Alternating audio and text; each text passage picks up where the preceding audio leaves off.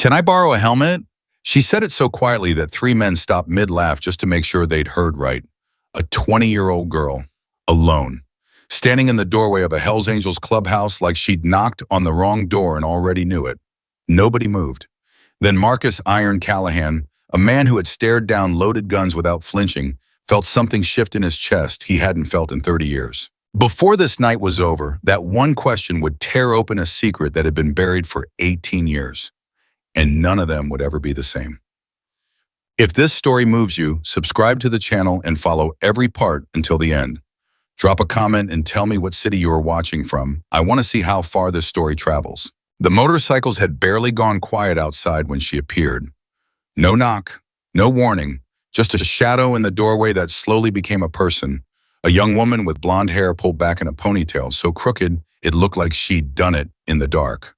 Wearing jeans with a rip at the knee that wasn't a fashion choice, and a faded green jacket that was at least 2 sizes too big for her narrow shoulders. She stood at the entrance of Raven Creek's oldest motorcycle clubhouse, and she looked terrified. But she didn't run. That was the first thing Marcus noticed. He'd seen scared people in that doorway before. Debt collectors who came with the wrong attitude and left with the right one. Young guys trying to prove something they hadn't earned yet. Even a reporter once who lasted about 40 seconds before mumbling something about a wrong address. But all of them, every single one, had either puffed up their chest or started backing toward the exit before they said a word. This girl just stood there, scared straight down to her shoes and refusing to move anyway. Marcus was at the far end of the room, sitting at a table with 3 of his senior members. Jake Wrench Dawson, Thomas Ghost Rivera, and a quiet, thick-armed man everyone called Diesel. They'd just come back from the Kern Valley Charity Ride, a 240-mile round trip they did every September for the Children's Hospital. His back ached. His knees ached. He was on his second cup of coffee that tasted like motor oil, and he didn't care because at 52 years old, hot was hot. Lenny, who was closest to the door, looked the girl up and down and said in a voice that wasn't unkind but wasn't exactly warm either, "You need something, sweetheart?" The girl opened her mouth, closed it. Then she looked past Lenny, past the dozen or so men who had all stopped what they were doing to look at her, and she found Marcus's eyes across the room like she'd been looking for him specifically. She said, "Can I borrow a helmet?" Silence. Not the nervous kind. The rare kind, the kind that falls over a room full of loud men who have collectively run out of words at the same moment. Lenny let out a half laugh, not mean, more surprised, and said, "Planning on riding with someone?" The girl shook her head. "No," she said, "it's for my little brother." And just like that, the half laugh died. Marcus set his coffee down slowly. He'd spent 30 years reading people the way other men read books, fast efficiently looking for the parts that told you what you actually needed to know. He'd learned it the hard way in places and situations he didn't talk about at dinner tables. And what he read in this girl in the 10 seconds after she said those 4 words, "It's for my little brother," was not manipulation, was not a scheme, was not some calculated play for sympathy from a girl who'd heard bikers were soft touches if you knew the right angle. What he read was exhaustion, the bone-deep, years-long, no-end-in-sight kind. He stood up from the table, and the room shifted slightly around him the way it always did when Marcus moved with intention. He walked toward the door, not fast, not slow, and he looked at this girl who couldn't have been more than 20 years old, and he said, "What's your name?" "Emily," she said. "Emily Carter." "How old are you?" "Emily Carter." 20. "And your brother?" Something moved across her face. A softness that cracked through the armor of exhaustion for just a second. 8, she said. "His name is Noah." Marcus nodded slowly. "And why does Noah need a helmet?" Emily shifted her weight. She looked down at her shoes, beat-up white sneakers that had probably been white about 3 years and 200 miles ago, and she said, "He rides his bike to school. The streets between our place and the school aren't great. There's a stretch on Millard Avenue where the cars don't slow down even when they're supposed to." She paused. "He's been riding without one because she stopped herself, started again. "I haven't been able to get him one yet." "Yet," Marcus repeated. "Yet," Emily confirmed, and the word had a kind of stubborn dignity in it that Marcus hadn't expected. He looked at her for a long moment. Then he turned to Wrench and said, We got a spare lid in the back. Wrench, who had been watching this whole exchange with the careful attention of a man who'd learned that the most interesting things in life announce themselves, quietly nodded and disappeared toward the storage room. Marcus looked back at Emily and said, "Come in. Don't stand in the doorway." She came in. She stood just inside the threshold, arms crossed over her chest, not because she was being defensive, but because she was cold. Marcus could tell by the way her shoulders were pulled in tight. The desert air dropped fast after sunset in Raven Creek, and that jacket of hers wasn't doing the job. Ghost set a folding chair in her direction without being asked, sliding it across the floor with his boot. Emily looked at it, looked at Ghost, and sat down with the careful gratitude of someone who'd learned to accept small kindnesses quickly before they were taken back. "Where do you live?" Marcus asked. "Off Route 14, Emily said, "near the old processing plant." A few of the men exchanged glances. The area off Route 14 near the old processing plant was not a good area. It hadn't been a good area for 15 years, ever since the plant closed and took 600 jobs with it, and left behind a neighborhood that the rest of Raven Creek preferred not to think about too hard. "Who do you live with?" Marcus asked. Emily looked at him steadily. "Noah. Just Noah. Just Noah." The room was very quiet. "Your parents," Marcus said, keeping his voice neutral. "Gone," Emily said. "Both of them. Noah was 3. I was 15. Marcus absorbed this without expression, which was the only way he knew how to absorb things that hit him hard. 15 years old, lost both parents. 5 years later, still taking care of an 8-year-old brother and walking into a motorcycle clubhouse to ask strangers for a bicycle helmet because that was what needed doing. "You've been raising him since you were 15, Diesel asked from the back of the room. His voice was quiet, which was unusual for Diesel, whose voice usually carried like a foghorn. Emily nodded. "What about family, grandparents, aunts, uncles?" "There's a grandmother in Nevada," Emily said. "She's not well. She couldn't take us, and we couldn't go to her." A pause. "We had a social worker for a while. She tried. But the system—" Emily stopped and seemed to decide against saying what she'd been about to say. She just shook her head. "The system," Marcus said. "Yeah," Emily said. "The system." So Wrench came back from the storage room holding a helmet. Black mid-size, not new but solid and clean, with a face shield that still moved smoothly on its hinges. He handed it to Emily. She took it with both hands and turned it over slowly, inspecting it with a thoroughness that told Marcus this was not the first time she'd had to evaluate whether something was safe enough for her brother. She ran her thumb along the interior padding, checked the chin strap, tapped the shell gently. "It's good," Wrench said, watching her. "I wouldn't give you something that wasn't good." Emily looked up at him. "Thank you," she said, and it wasn't the reflexive, automatic kind of thank you that people used as punctuation. It was the kind that costs something to say, the kind that acknowledges debt and means to honor it. She stood up, tucking the helmet under her arm, and that was the moment Marcus realized she was about to leave. She'd walked in, asked her question, received an answer, and was preparing to walk back out into the cold desert night with a helmet under her arm and nothing else, as if that had always been the entire transaction and there was nothing more to it. "Emily," Marcus said. She stopped. "Sit back down for a minute." She didn't argue. She sat. Marcus pulled a chair around and sat across from her, the way he sat when he was actually listening to someone and not just waiting for them to finish talking. He leaned forward, slightly elbows on his knees, and he looked at her directly. "You working?" he asked. "2 jobs," she said. "What kind?" "Office cleaning, 5 nights a week, midnight to 5. She said it the way people say things they've said so many times the words have lost all weight. "And waitressing at the Sundown Diner on weekdays, 6 a.m. to 2. Someone back of the room made a sound. Marcus didn't look to see who it was. "So you're working from 6 in the morning until 5 the next morning?" Marcus said slowly. "There's a gap in the afternoon," Emily said, and there was a flash of something in her eyes, not humor exactly, but the ghost of it, the distant cousin of it. "I sleep then, and I pick Noah up from school at 3:30 and get him settled before my night shift." "When do you sleep?" 2 to 6, she said. "Mostly, sometimes 2:30. Depends on how long it takes to get Noah down." She paused. "He has trouble sleeping sometimes." "He has," she hesitated, and something shifted in her expression. "He worries a lot. For an 8-year-old. "About what?" Marcus asked. Emily looked at him for a long moment before she answered. "About me," she said.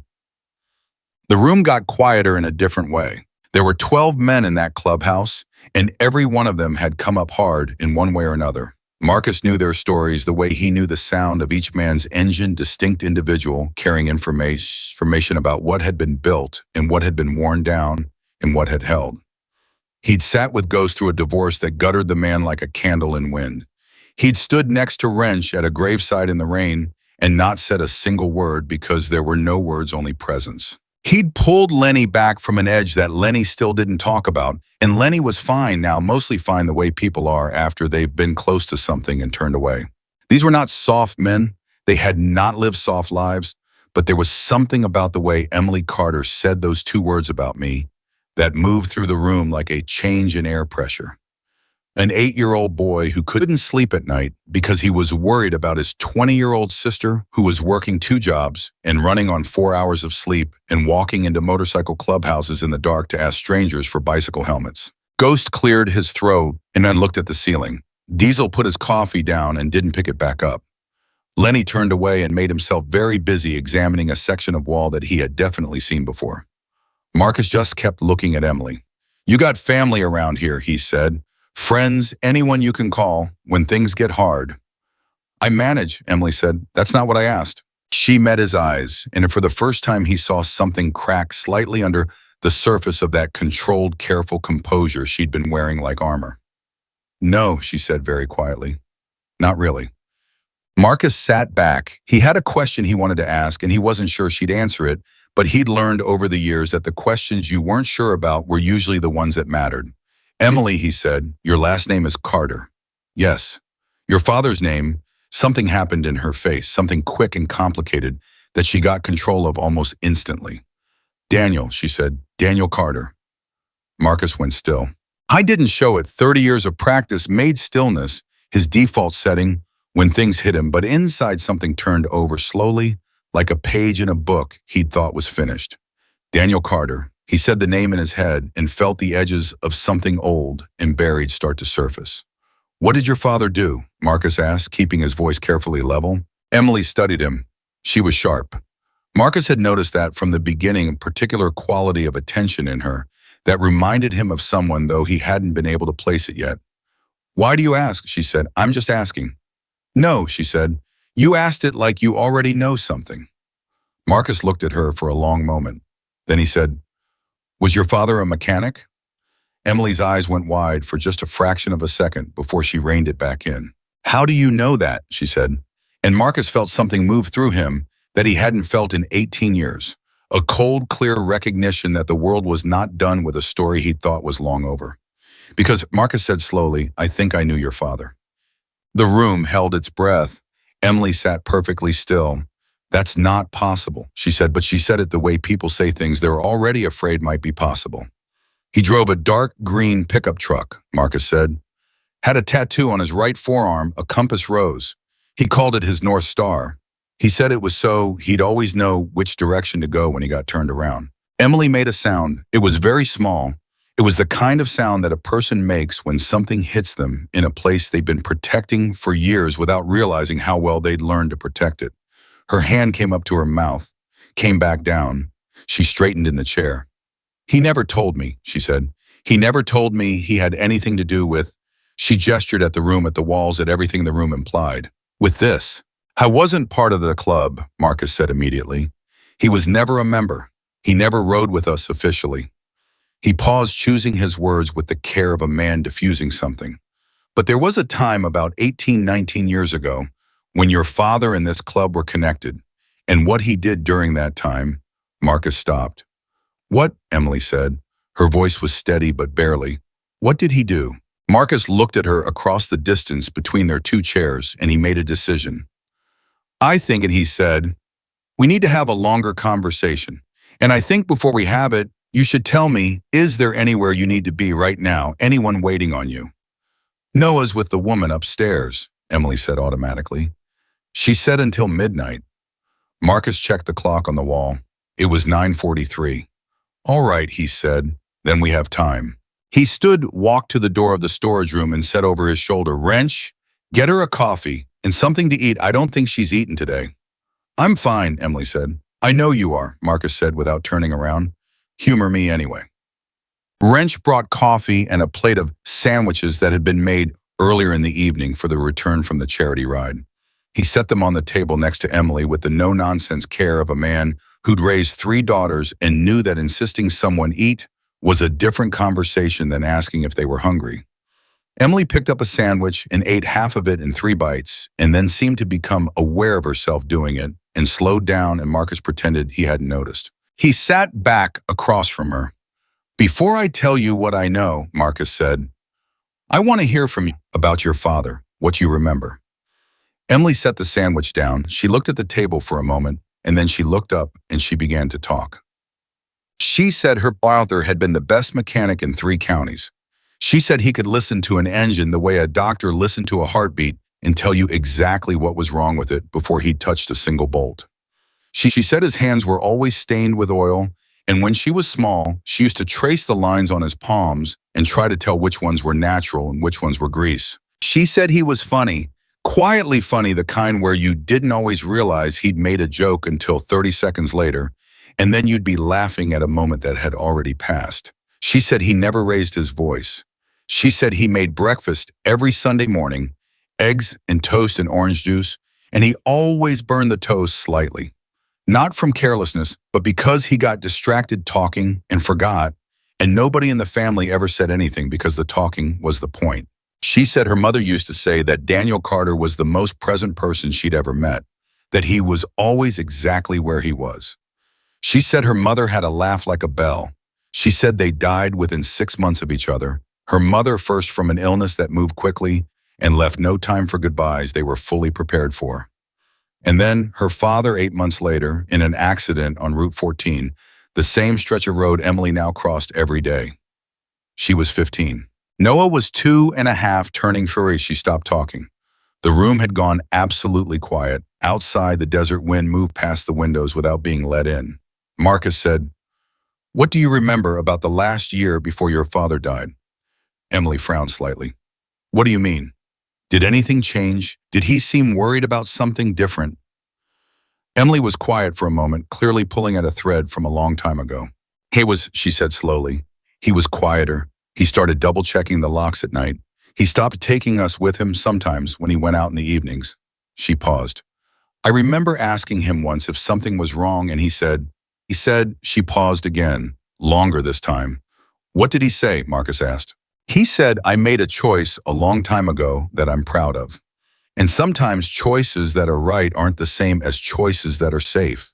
She looked at Marcus directly. "I didn't understand it then. I was 14. Marcus was very still. "Emily, he said carefully, "I need you to know something before I tell you what I know. Because it's going to be hard to hear, and I want you to know where it's coming from." "Okay," she said. "Your father was a good man. He was one of the best men I've ever come across, and I've come across a lot of people in a lot of situations, and I know what I'm saying when I say that." Emily looked at him steadily. Her eyes were bright, not with tears, not yet, but with the particular brightness of someone who is working very hard to stay present in a moment that is pulling them backward. "Okay," she said again. Marcus took a breath. "About 19 years ago," he said, "there was a situation, a dangerous one, a man who was connected to a rival organization. I won't go into specifics, but he was the kind of man who thought that what he wanted and what he could take were the same thing. He had a target, someone in our circle, someone who couldn't defend themselves." He paused. "Your father found out about it. He wasn't supposed to. He heard something he wasn't meant to hear while he was working on a bike in his shop. And instead of pretending he hadn't heard it, he came to us." Emily was very still now. "He helped us," Marcus said. "He took a risk that was not his risk to take for people he was not obligated to protect. And because of what he did, someone survived who wouldn't have otherwise." He stopped. "And then?" Emily asked. "And then," Marcus said, "we told him to stay clear of us. For his own safety, for your safety. We told him to take his family and put as much distance between himself and this situation as he could, and to never mention what had happened." He met her eyes. He did exactly that. "He kept quiet. He kept your family safe." "Until he didn't," Emily said softly. "Until he didn't," Marcus agreed. "The accident on Route 14, I don't know. I've never known for certain, but I've thought about it more times than I can count." The silence stretched. You think someone killed him, Emily said. It wasn't a question. Marcus said, I think some questions have stayed open for a very long time. Emily stood up. She walked to the window not to look out, but just to have somewhere to put herself that wasn't right in the middle of everything she'd just been told. She stood with her back to the room, her arms crossed over that too big jacket, and nobody said anything. Then she said without turning around, he left us a box. Marcus sat up straighter. A locked box, Emily continued. He gave it to a neighbor before the accident. Mrs. Garza, she held it for 3 years because the instructions said to hold it for 3 years before giving it to us. She paused. I was 17 when she gave it to me. I didn't open it for 2 more years. Why? Wrench asked, and his voice was so quiet he seemed almost surprised he'd spoken. Because I was scared, Emily said simply.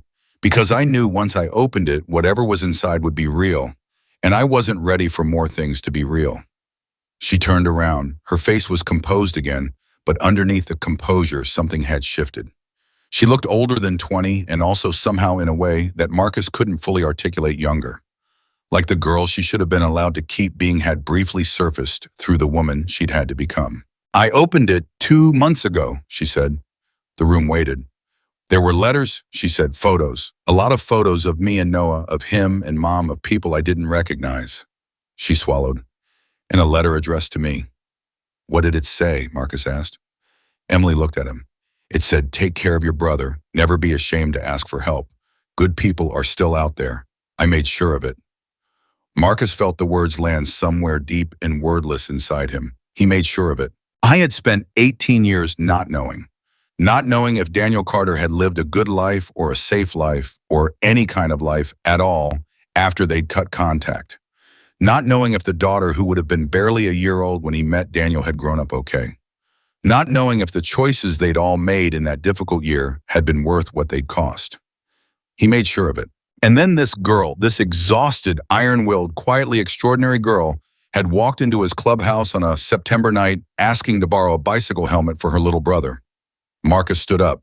I was aware of his men around him, aware of the room and the night outside and the years and years of distance between then and now. And he made a decision that he didn't need to deliberate about because it was the kind of decision that had already been made long ago by a man with oil-stained hands and a compass, rose tattoo, and a laugh he saved for burning toast on Sunday mornings. Emily, he said, she looked at him, you're not leaving here tonight with just a helmet. She opened her mouth. Don't, Marcus said not harshly. Don't tell me you're fine. Don't tell me you manage. Don't tell me you don't need anything. He looked at her steadily. Your father once walked into a room full of strangers and did something that cost him more than he should have ever had to pay. He did it because he was the kind of man who looked at a problem and said, someone has to do something about this, so it might as well be me. He paused. You walked in here tonight and did the same thing. Different room, different strangers, same spirit. Emily's chin was up. Her eyes were bright. She was not going to cry. He could see that clearly, the force of will it was taking, and he respected it completely. The difference is, Marcus said, your father had people who showed up for him too late. I'm not willing to make the same mistake twice. He looked around the room at his men. Ghost was looking at his hands. Wrench was looking at Emily. Diesel was looking at Marcus with an expression that Marcus recognized as agreement. Lenny had turned back from his careful study of the wall and was nodding very slightly, almost without knowing he was doing it. Marcus looked back at Emily. We're going to help you, he said, not because we feel sorry for you, not because you need charity, but because your father was someone who mattered to this club, and you are his daughter, and that means something to us. He paused. It means something to me. Emily was silent for a long time. Then as she said very quietly, why does everyone always try to make me feel like I can't do it alone?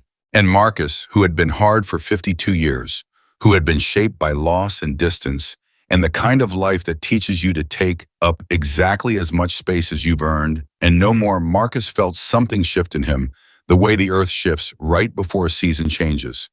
Imperceptible, irrevocable. Because he said you shouldn't have to. Emily looked at him. For the first time since she'd walked through that door, the armor came down.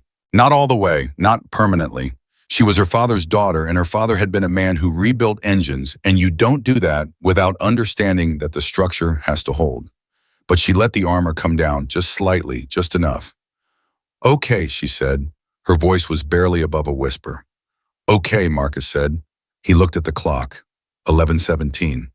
You need to get back to Noah, he said. Emily nodded and stood picking up the helmet. She held it against her chest like something she hadn't known she was allowed to want until someone handed it to her. She walked to the door. At the threshold, she stopped.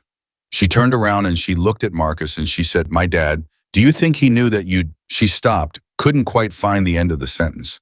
Marcus looked at her. Yeah, he said, I think he knew. Emily nodded once. Her chin was still up, her shoulders were still back, her eyes were still bright. And then she walked out into the desert night with a borrowed helmet and a secret her father had planted like a seed 18 years ago, trusting that the ground would hold until it was ready to grow. Marcus stood in the doorway and watched her go. Behind him, nobody said anything for a long time.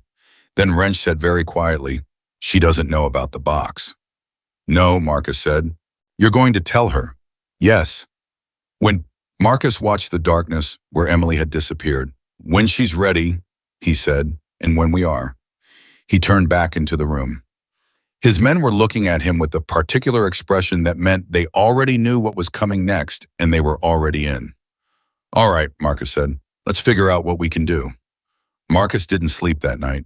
He sat at the table long after the rest of the men had gone home, long after Wrench had turned off the backlights and Ghost had locked the side door, and Diesel had clapped him once on the shoulder without saying anything, which was Diesel's way of saying everything. He sat there with a cold cup of coffee and a name he hadn't spoken out loud in 18 years sitting in the center of his chest like a stone. Daniel Carter. He said it in his head and the years collapsed. Not gradually, not gently, they collapsed the way a wall collapses all at once, and underneath was everything he'd packed into that wall when he built it. A green pickup truck, oil-stained hands, a man who had heard something he wasn't supposed to hear and had chosen against every reasonable instinct for self-preservation to do something about it. Marcus pressed his palms flat on the table and stared at the grain of the wood. He had told Emily that her father had mattered to the club. That was true. What he hadn't told her yet, what he'd held back, because there are things you don't hand someone all at once when they're already carrying too much, was the specific weight of what Daniel Carter had actually done. What it had actually got, and what Marcus had carried since the day that green truck stopped coming down Route 14.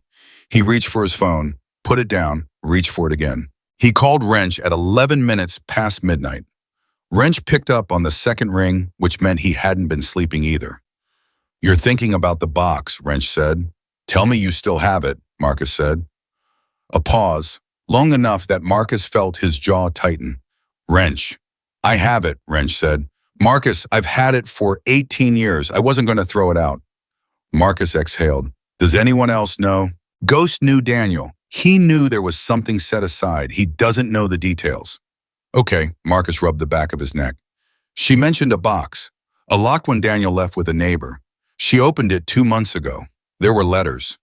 So he made two, Wrench said slowly. Apparently. Another silence different from the first. This one had weight to it.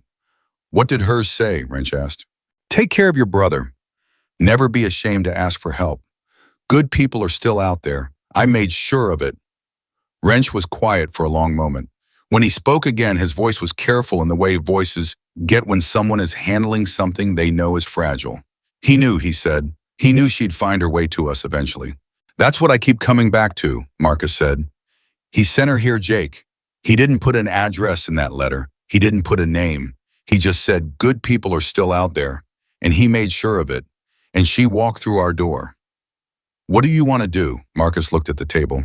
I want to know who she is first, he said. Really is.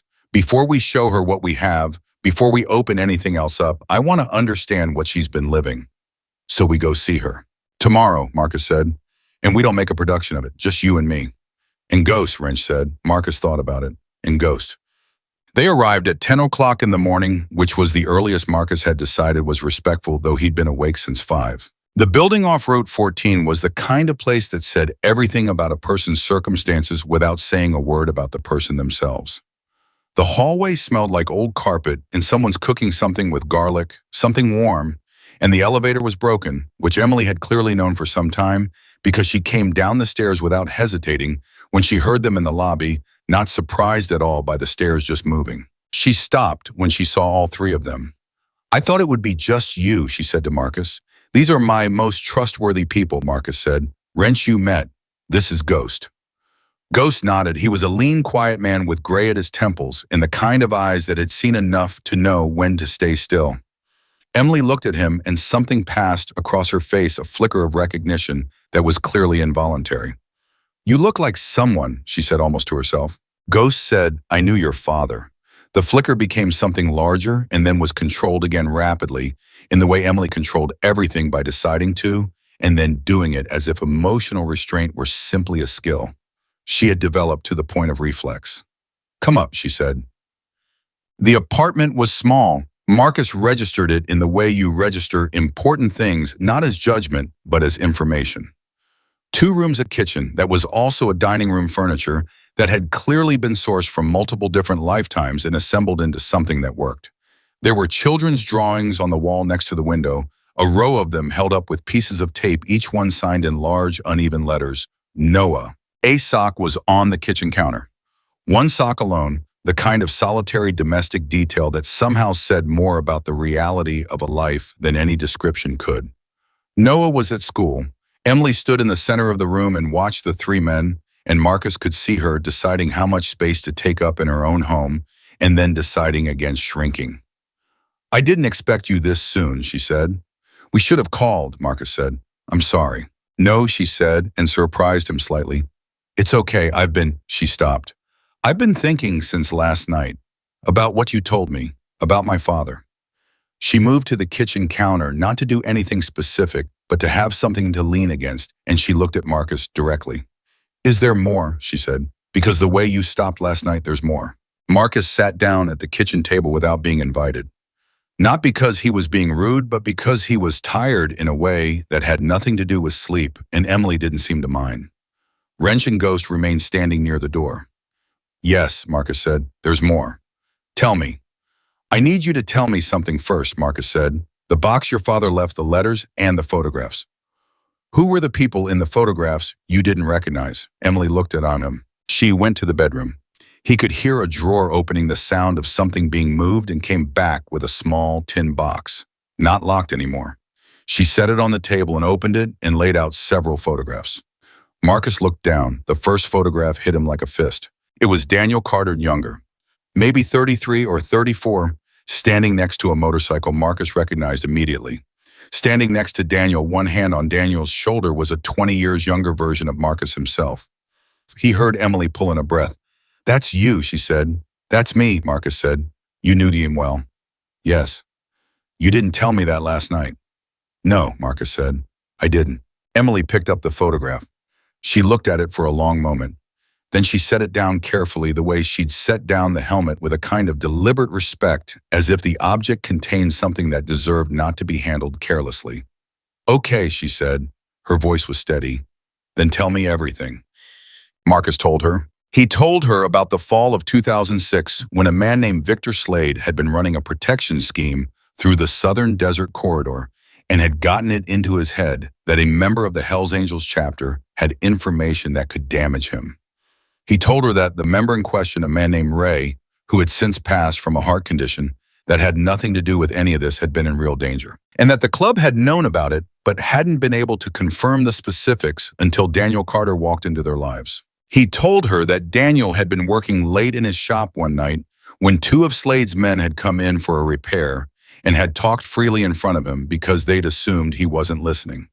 He told her that Daniel had listened to every word, that instead of keeping his head down and his mouth shut, which any reasonable person would have done, and no one would have blamed him, for Daniel Carter had waited until those 2 men left, and then had driven straight to the clubhouse and knocked on the door and said, I don't know if this is something you need to know, but I think it might be.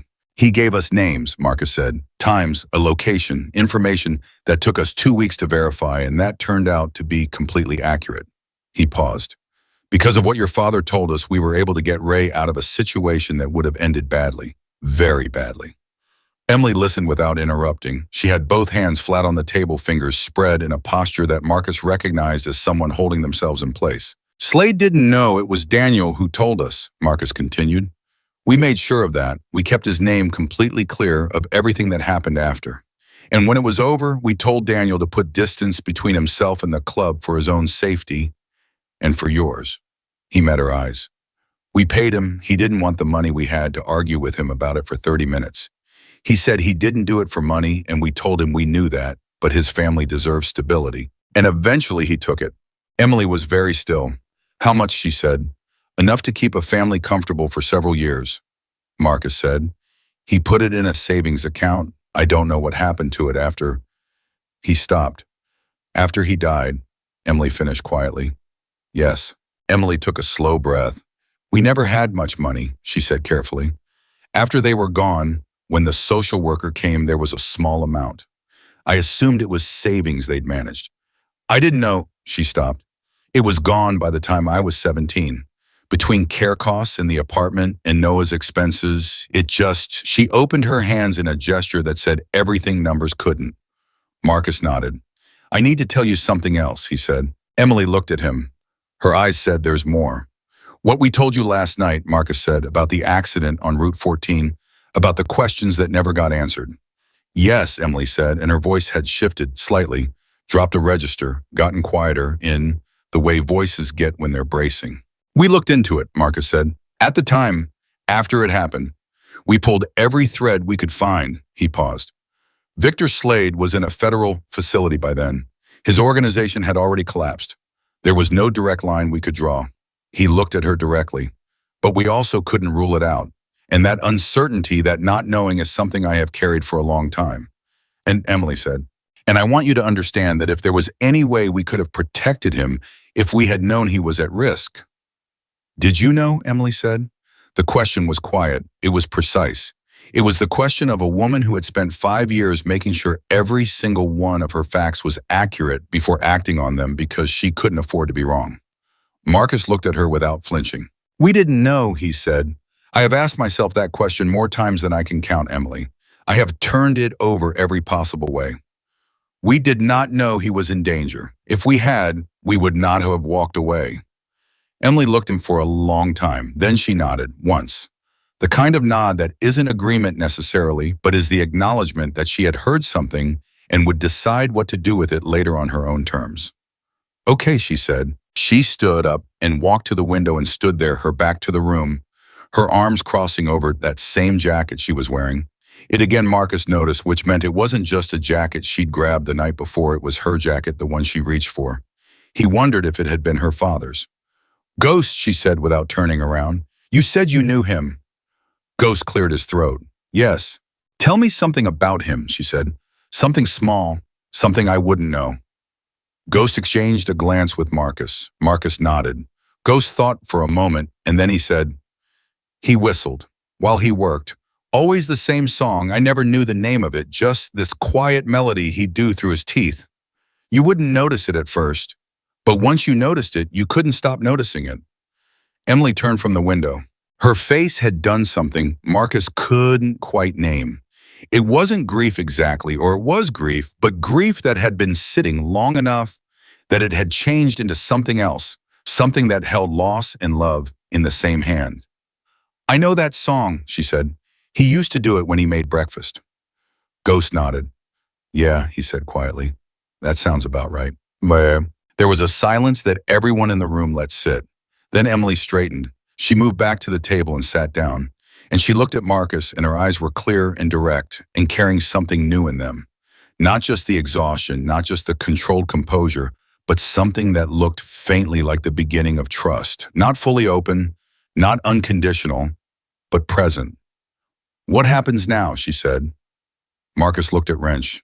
Wrench reached into the inside pocket of his jacket and set a small key on the table. Emily looked at it. What is that, she said. Your father left something with us, Marcus said. Before the contact ended, he said. Marcus paused and then recited the words he'd memorized 18 years ago and never been able to forget. He said, if something happens to me and if my kids ever need anything, give them this. Don't give it to anyone else. Give it to them when they're ready. Emily stared at the key. What does it open, she said. A lockbox, Marcus said.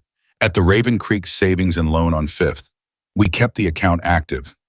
Emily looked up at him sharply. You've been paying into an account. We haven't been paying in, Marcus said carefully. We've been keeping it from closing. There was an amount in it when your father set it up. We added enough over the years to cover the maintenance fees so the principal stayed intact. How much? Emily said, and her voice was very controlled.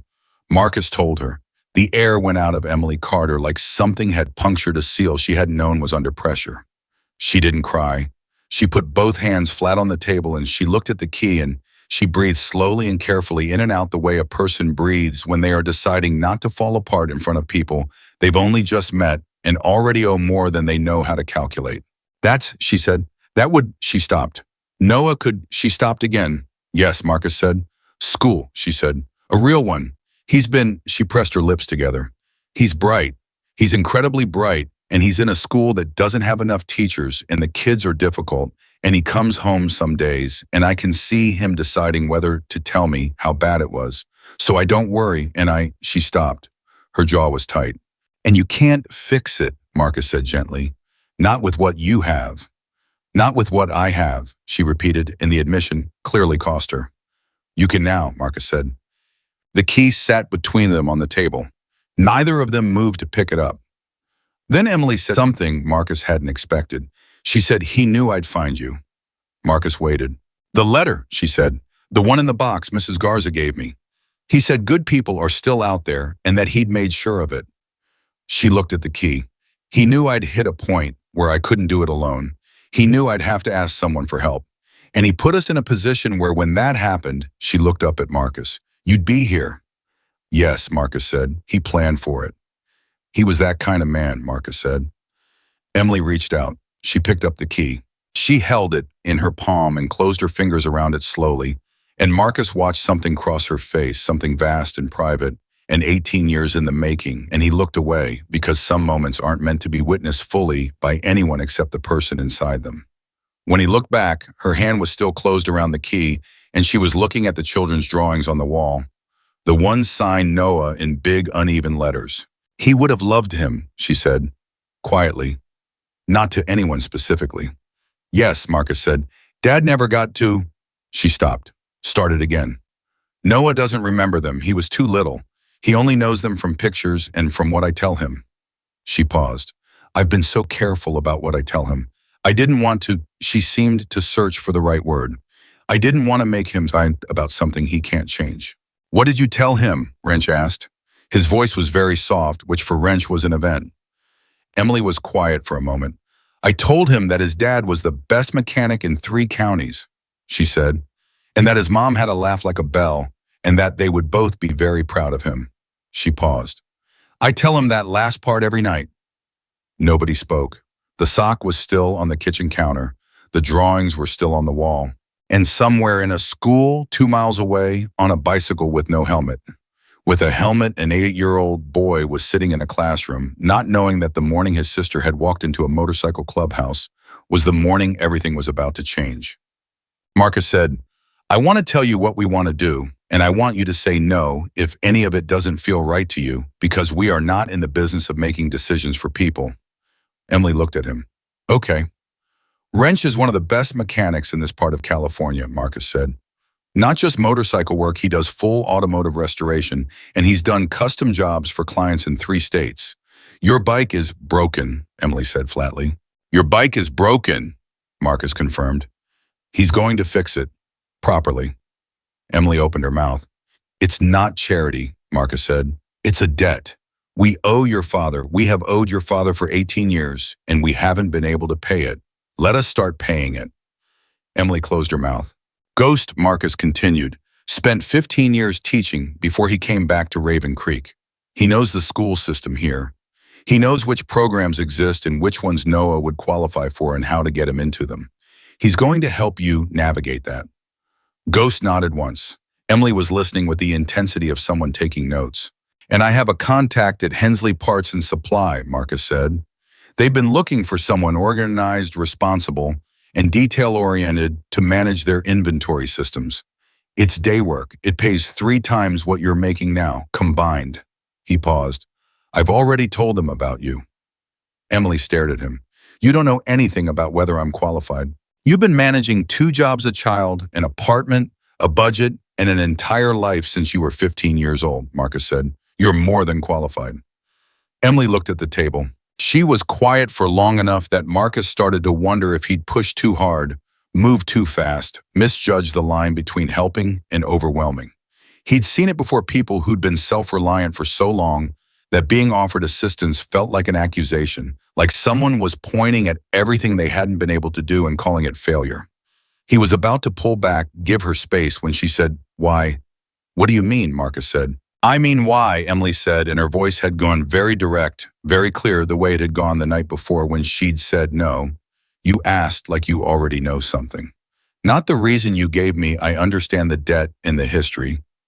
I'm asking why you personally. You could have," she gestured slightly, "you could have cut a check and sent us on our way. You didn't have to sit here. You didn't have to tell me everything. You didn't have to come at 10 in the morning with 3 people and a key and—" She stopped. Marcus looked at her steadily.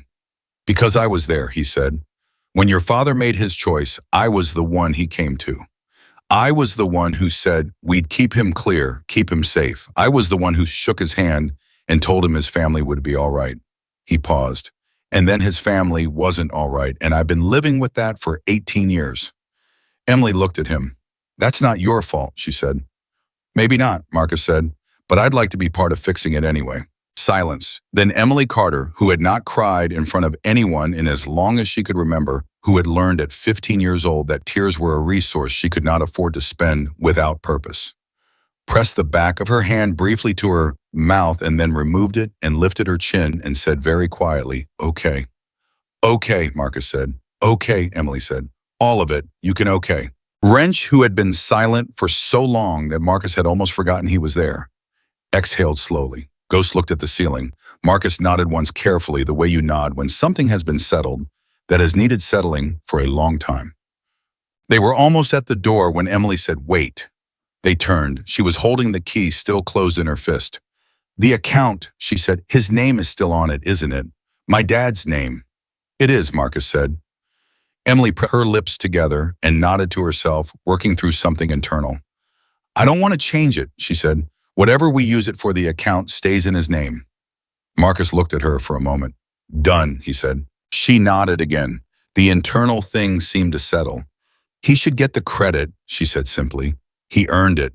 And Marcus thought, "Daniel Carter, you raised this girl right." 3 o'clock, Marcus said. "Oh, Noah gets home at 3:30. 3:40, Emily corrected. "We'll be back at 3, Marcus said. "If that's all right." Emily looked faintly alarmed. "Why by us?" "Because Marcus said I'd like to meet him."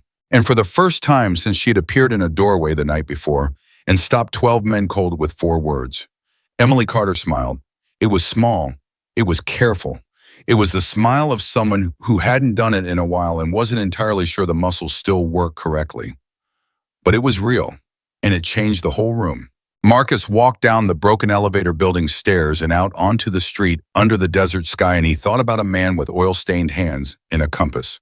Rose Tattoo, who had burned his toast every Sunday morning and made sure before he left that his daughter would find her way. He had kept his promise. He had made sure. And now Marcus was going to keep his. Noah Carter came home at 3:42. Marcus heard him before he saw him. The sound of small sneakers on the stairwell, fast and uneven, the way kids run when they've been sitting still all day, and the body has been storing up movement like pressure in a sealed tank. Then the door opened, and a boy came through it with a backpack half off one shoulder and a drawing in his hand, and he stopped dead when he saw 3 large men sitting in his kitchen. He looked at them, he looked at Emily, he looked back at them. He said, "There are bikers in our kitchen." Emily, from the kitchen counter where she'd been pretending to organize something for the last 40 minutes in the specific way of people who are too nervous to sit still, said, "Yeah, I know, bud. They're friends." Noah considered this information with the particular gravity of an 8-year-old who was taking it seriously. He had dark hair that stuck up slightly in the back, a gap between his 2 front teeth and his father's eyes. Marcus saw it immediately, the same direct quality of attention, the same sense that whatever this kid was looking at had his full focus and nothing was getting past him. He pointed at Marcus. "You're the biggest one." "I am," Marcus agreed. "Why are you in our kitchen?" "Because your sister invited us." Noah looked at Emily again, recalibrating. Are they in trouble? No, Emily said, and something shifted in her voice, something lighter trying to come through. Why would they be in trouble? You only let people come over when something's wrong, Noah said with the devastating matter-of-factness of a child who has been paying attention to things children shouldn't have to pay attention to. The room went quiet in a specific way. Emily set down whatever she'd been holding on the counter. That's not true, she said, and even as she said it, Marcus could see her recognizing that it was exactly true, and that Noah had just handed her a fact about their lives that she'd never said out loud. Noah, apparently satisfied that no one was dying, dropped his backpack on the floor by the door and walked to the table and looked at Wrench with the direct curiosity of a kid who hadn't yet learned that staring was rude or had decided the information was worth the social cost. Your hands are always dirty, Noah said to Wrench. Wrench looked down at his hands, which were in fact perpetually stained with oil in the creases, regardless of how many times he washed them. I'm a mechanic, Wrench said. My dad was a mechanic, Noah said. The sentence hit the room like something thrown. Wrench looked at Marcus. Marcus kept his face neutral. I know, Wrench said carefully. Noah looked up at him sharply. You knew my dad. Wrench hesitated exactly 1 second too long, and Noah, who was Marcus, was rapidly understanding, not a child who missed things, tilted his head slightly and said, did you know these guys knew Dad?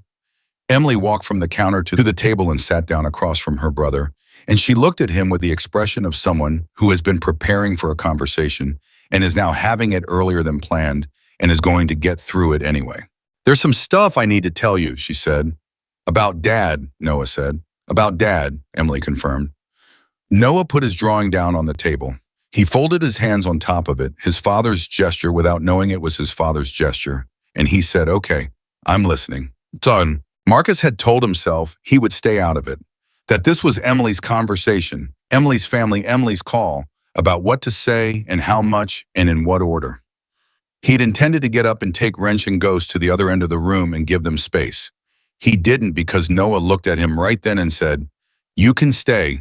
You're the biggest, so you're probably the one in charge, and if M's telling me stuff, you should probably hear it too, so everyone knows the same things. Wrench made a sound that he turned into a cough. Ghost looked at the ceiling. Marcus said, all right, and stayed where he was. Emily looked at her brother, and she took a breath, and she told him. Not everything. She was 20 years old and brilliant, and she understood instinctively what an 8-year-old could hold and what he couldn't. But she told him that their father had known these men, or men like them, and that he had done something good for them a long time ago, and that they wanted to help now as a way of saying thank you. Noah listened without interrupting, which Marcus suspected was not his natural state. When Emily finished, Noah was quiet for a moment. Then he said, what did Dad do that was good? He helped someone who was in danger, Emily said. Like a hero, Emily paused. Like a person who made a hard choice, she said, which is basically the same thing. Noah thought about this. And they want to say thank you now. Yes. But Dad's gone. Yes, Noah looked at Marcus. So you're saying thank you to M instead? Yes, Marcus said. Noah nodded, slowly processing this with a seriousness that made Marcus's chest ache in a specific way. That makes sense, he said finally with the decisive tone of a kid who had reached a conclusion and was moving on. You should always say thank you even when it takes a long time. You're right, Marcus said. We should have said it sooner. Noah picked up his drawing and slid it across the table toward Marcus. This is for you, he said. I made it in art class today. I was going to put it on the wall, but you can have it instead. Marcus looked down at the drawing. It was a motorcycle crayon, slightly lopsided the wheels.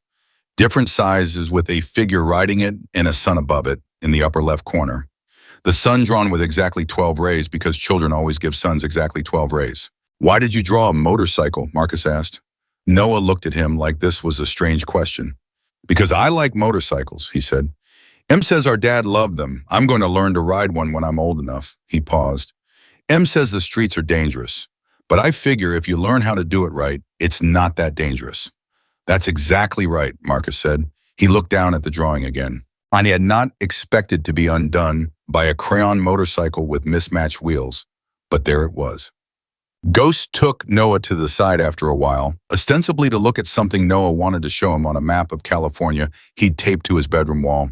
An ongoing project apparently where Noah was tracking all the places he wanted to go someday with pins he'd made from toothpicks and small paper flags.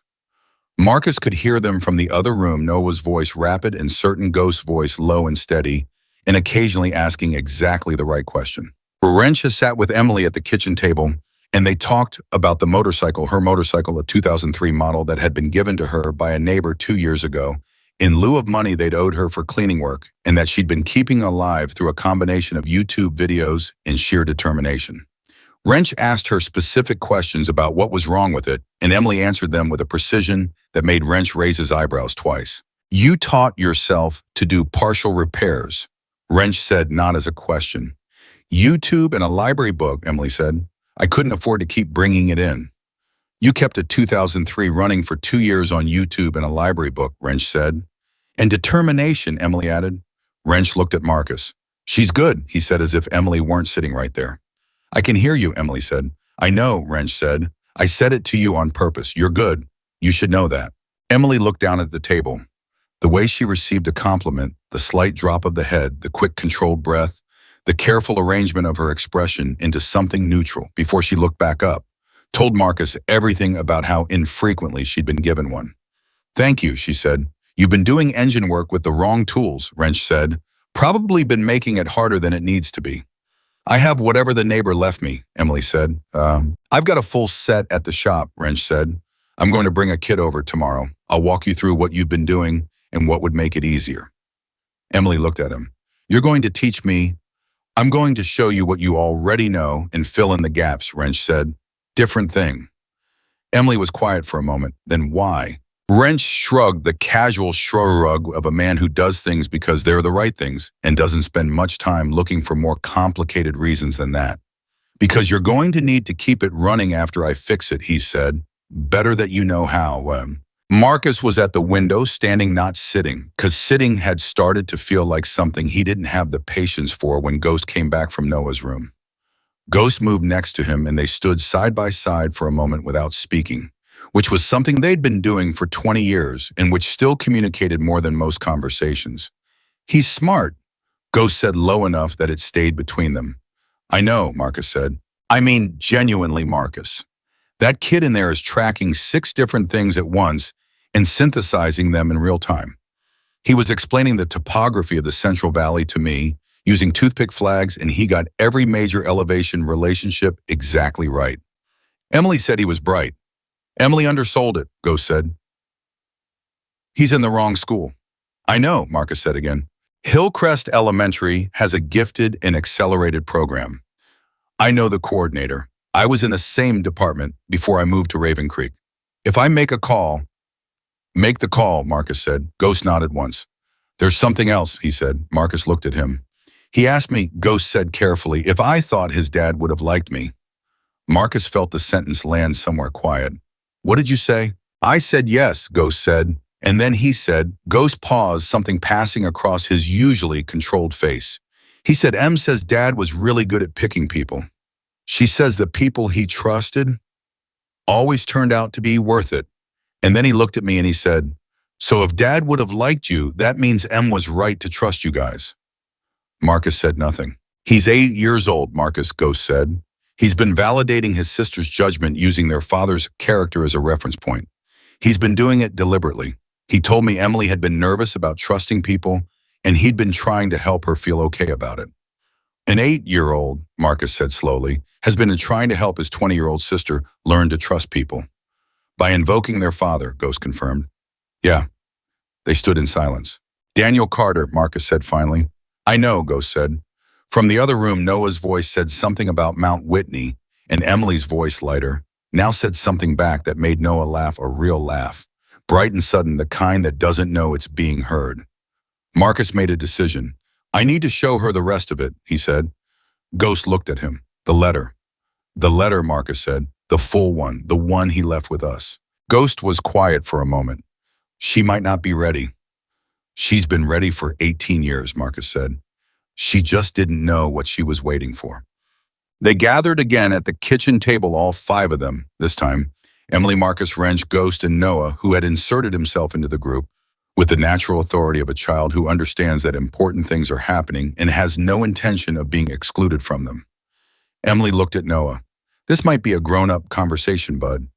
Dad stuff, Noah said. Emily hesitated. I want to hear it, Noah said. He's my dad too. Emily looked at Marcus. Marcus looked at Noah. Noah looked back at Marcus with those eyes. Daniel's eyes, steady and direct, and already decided. Okay, Marcus said, because some things were not his call to make, and this was one of them. He reached into his jacket. He set a letter on the table. Not the tin box letter that was Emily's, already hers, already opened. This was something different. An envelope sealed yellowed at the edges from 18 years in a lockbox with 2 words written on the front in handwriting that Marcus had memorized without meaning to from looking at it too many times over too many years. 2 words for them. Emily stared at it. Her hand moved toward it and then stopped hovering an inch above the paper. He left this with you, she said. The same night he told us to put distance between us, Marcus said. He handed it to me and he said, if something happens and my kids ever need anything, give them this. You'll know when. Emily's hand was still hovering. Noah reached across and put his small hand over hers and pressed it gently down until her fingers touched the envelope. Open it, Em, he said. Emily looked at her brother. Something broke open in her face, not in a painful way, or not only in a painful way. The way a window breaks open, the way something sealed comes unsealed, and suddenly there is air. She picked up the envelope. She opened it. She read it silently first. Her eyes moved across the page, and Marcus watched her face the way you watch weather for information, for what was coming. He saw her jaw tighten at one point. He saw her close her eyes briefly in the middle, and then open them and keep reading. He saw her reach the end and sit very still for a moment with the letter in her hands. Then Noah said, Em, read it out loud. Emily looked at him. Please, Noah said. I want to hear his words. Emily looked down at the letter. She cleared her throat once, and then she read. She read, to my children, if you're reading this, then you found the people I hoped you'd find. That means you asked for help when you needed it. I don't know which one of you is holding this. Emily, you were barely 2 when I wrote this, so you might not remember much of this time. Noah, you weren't here yet. You were still on your way. But I knew you were coming, and I wrote this for both of you. Her voice was steady, controlled, the way Emily Carter did everything. She continued, I did something I'm proud of. I helped someone when I didn't have to, when it would have been easier and safer not to. I'm not telling you this to make myself sound good. I'm telling you because I want you to know that the world has people in it who will stand beside you. I made sure you'd be connected to some of them in case I wasn't there to find them for you. She stopped. Noah was completely still. Emily's voice, when she continued, had gone slightly lower, and Marcus could hear the careful structure of her composure working very hard. I know I might not be there to tell you this myself. I know that's a hard thing to write. But your mother used to say that love doesn't have an expiration date, and I believe her. She was always smarter than me, and she was right about most things, and I believe her about that. Emily stopped again. Noah made no sound. Emily read, Emily, you are going to carry things you shouldn't have to carry. I know this because you already were at 2 years old carrying rocks you found outside and keeping them in your pockets because you couldn't stand to leave them behind. You always wanted to hold everything. Let some of it go, baby. Let good people help you. You don't have to carry the whole world by yourself to be worthy of it. The room was absolutely silent. Emily's voice broke on the word baby and came back together, almost immediately controlled. She kept going. She did not stop. She read, Noah, I'm writing to you before I've even met you, which means I love you already in the way you can love something you're sure is going to be wonderful. Take care of your sister. She'll take care of you. That's not in question. She was born doing that. But she needs someone to take care of her back. That's your job. I'm trusting you with it. Noah said nothing. He reached across the table and took Emily's free hand and held it. She read the last line. And to whoever is reading this beside them, thank you. Thank you for being one of the good ones. I knew you were out there. I made sure my kids would find you. She set the letter down. The room held what had just happened in it, and nobody moved to disturb it. Noah, who had not cried, who had been sitting with his father's stillness, his father's attention, absorbing every word with the full focus of a boy who understood he was receiving something he would carry his whole life. Noah picked up the letter very carefully and looked at it for a long moment. Then he looked at Marcus. My dad wrote this to you too, he said. Yes, Marcus said. His voice was not entirely steady, and he didn't try to make it so. He said thank you to you, Noah said. Yes. Noah considered this. Then I say thank you too, he said, for being one of the good ones. Marcus had been many things in 52 years. He had been tough, and he had been feared, and he had been respected, and he had been wrong, and he had been right, and he had been broken, and he had been rebuilt. He had sat with dying men, and he had sat with newborns, and he had sat through things that didn't have names. He had never been unmade by an 8-year-old boy. He pressed his hand flat on the table and he nodded once and he said, Your father would be very proud of you, Noah.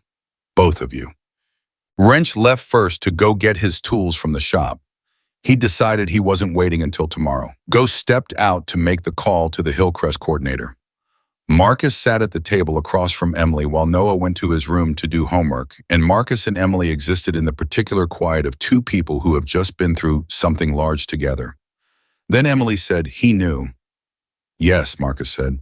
He knew he might not make it. He was, 33, and he knew he might not make it, and he made plans.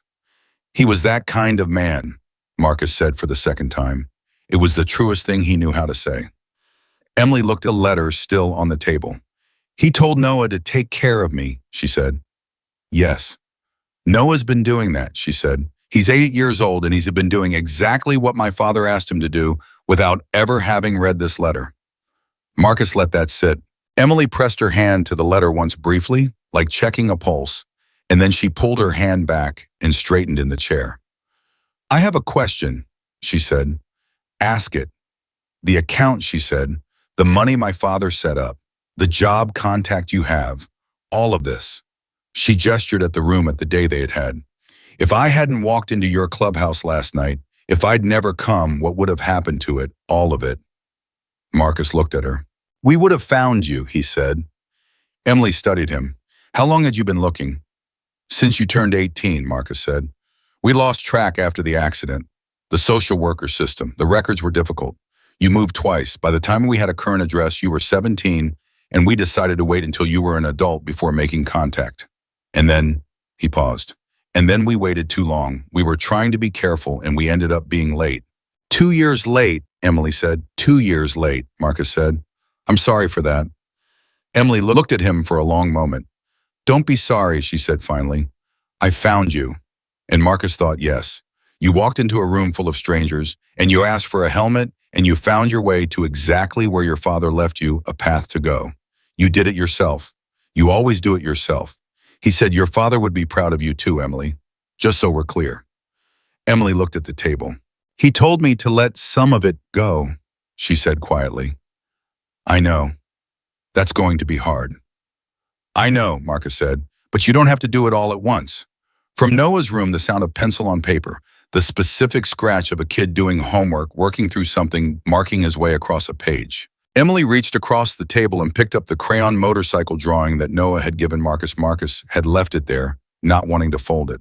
She looked at it, the lopsided wheels, the 12-rayed sun.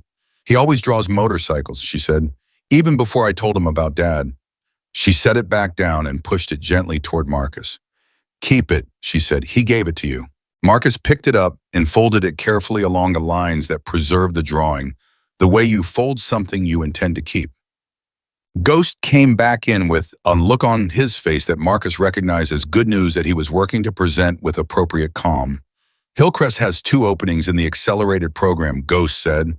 Assessment is Thursday. If Noah qualifies and he will qualify, he can start the following Monday. Emily stared at him. This Thursday, Ghost confirmed. Emily pressed both hands to the table and breathed out slowly. He's going to be nervous, she said. He's going to pretend he's not nervous. He's going to ask me 4 times if he's ready, and every time I say yes, he's going to ask again because he needs to hear it more than 4 times. Tell him his grandfather figured out the elevation relationships of the entire Central Valley from a map, Ghost said. He'll go in confident. Emily looked at Ghost. Did you just call my dad his grandfather?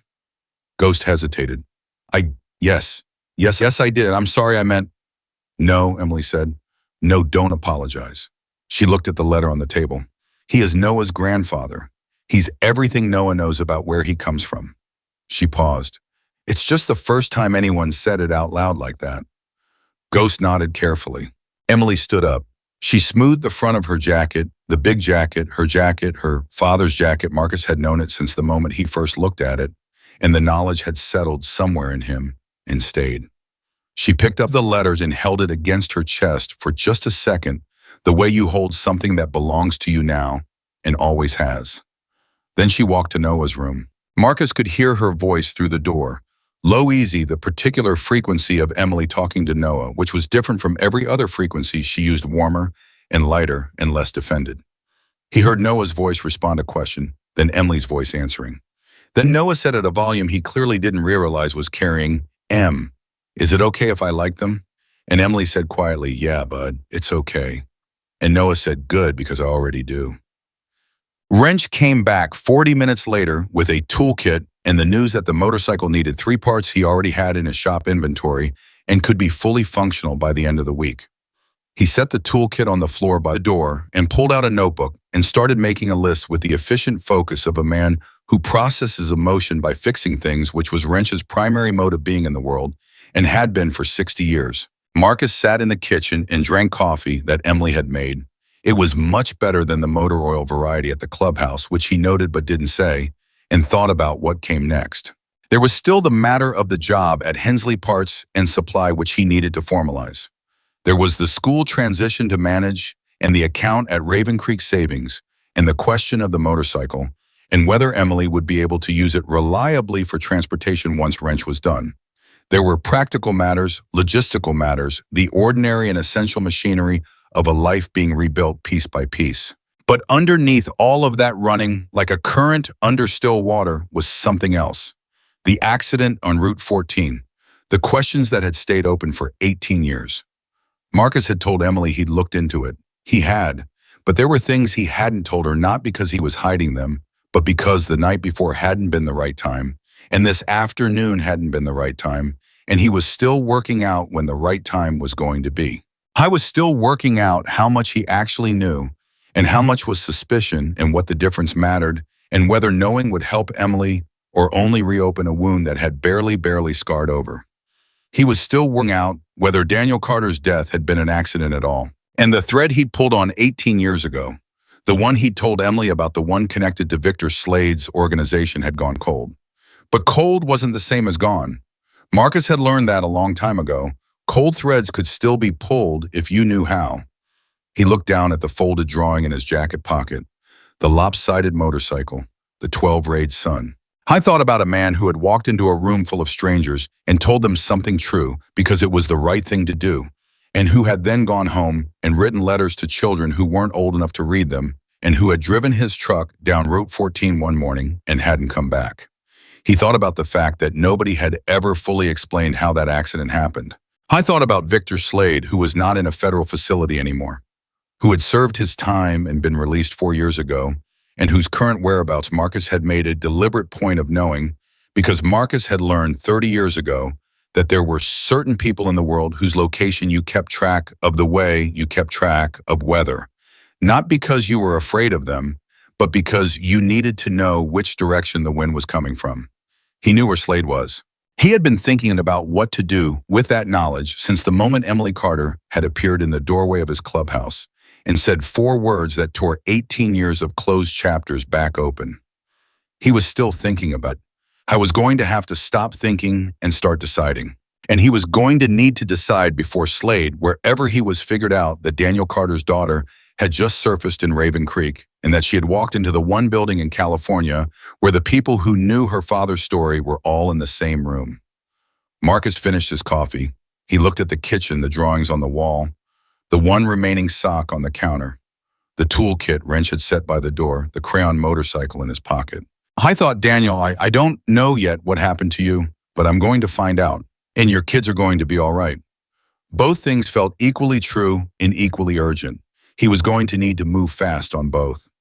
Marcus made his first call at 6 the next morning. Not to Ghost, not to Wrench. He called a man named Carl Briggs, who had spent 22 years as an investigator with the California Highway Patrol before taking early retirement on account of a knee that gave out and a pension that didn't, and who now did private work for people who needed questions answered quietly and completely.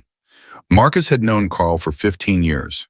Carl was not a friend exactly. He was something more specific than that. A man who occupied the particular category of person whose judgment I trust when the stakes are real. Carl picked up on the third ring and said without preamble, "It's 6 in the morning, Marcus." "Route 14, Marcus said. "Single vehicle accident, November 2007. Driver named Daniel Carter. Dark green pickup truck." A pause. "That's a cold case," Carl said. "I know what it is," Marcus said. "I need to know what it actually was." Another pause longer. Carl was a man who counted his words the way other people counted money, carefully, with full awareness of what each one cost. "Are we talking about something that's going to create problems for you?" "We're talking about something that already created problems," Marcus said. 18 years ago, I'm trying to find out how bad they were." "Give me 48 hours, Carl said. "You have 24, Marcus said. Carl said something under his breath that Marcus chose not to hear. "I'll call you," he said, and hung up. Marcus sat with the phone in his hand for a moment. The morning was quiet around him, the particular desert quiet of an hour before the town fully woke up, when the air was still, and the light was new and nothing had happened yet. I thought about Emily and Noah 2 miles away in the apartment off Route 14. Emily was probably already awake. He doubted she slept past 5, given her schedule and habit didn't evaporate overnight, just because the circumstances had shifted. He thought about her reading her father's letter in the kitchen light alone after everyone had gone. I thought about what that was like, and then he stopped thinking about it because there were things that belonged entirely to other people, and that was one of them. I thought about Victor Slade. Slade was 61 years old now. He'd done 11 years in a federal facility in Arizona, been released 4 years ago on good behavior, which Marcus had always found to be a phrase that assumed behavior had something to do with character, when frequently it didn't. He was living in Bakersfield, 60 miles north of Raven Creek, under his own name, which was either confidence or carelessness, and Marcus hadn't decided which. I had a legitimate business now, a vehicle storage facility on the outskirts of Bakersfield, the kind of place where people kept RVs and boats and things they owned but didn't use regularly. It was a cash-adjacent business, which told Marcus something. Old habits operating at a lower temperature, maybe. Or maybe Slade had genuinely decided that 61 was too old to go back to federal housing. Marcus had been watching from a distance for 4 years. Not actively, just keeping the address, keeping the thread in his hand without pulling it. Now he needed to decide whether to pull. He was still deciding when his phone rang at 7:43, and the number on the screen was not Carl Briggs. It was Emily. "Someone was at my door this morning," she said. Her voice was level, but Marcus had learned Emily's levels well enough in 2 days to hear what was underneath. Underneath was controlled alarm. "Before 6, I heard knocking, and when I checked the peephole, there was a man I didn't recognize." Marcus was already standing. "Did he say anything?" "He didn't know I was looking. He stood there for about 30 seconds, and then he left." A pause. "He put something under the door before he went." "What was it?" "A piece of paper," Emily said. "It just has a phone number on it." And the words, she stopped. He heard paper handling. "Tell Carter's girl to stay out of things that were settled." The room Marcus was standing in went very cold. "Emily," he said, and kept his voice completely even, because the last thing she needed right now was to hear Marcus Callahan not sound even. "Don't call that number. Don't open your door for anyone. I'm coming now." "Marcus," her voice sharpened. "What is this?" "I'll explain when I get there." "Is Noah still home?" "He leaves for school in 20 minutes. "He's not going today," Marcus said. "I'm sorry. Tell him I'll explain. Keep the door locked and don't talk to anyone in the building about this." He was already moving. He called Wrench while he drove and told him to meet him at Emily's. He called Ghost and said 2 words, "Slade knows." Ghost was quiet for exactly 1 second and then said he was on his way. He called Diesel and said, "I need eyes on an address in Bakersfield," and gave it, and Diesel said, "Moving."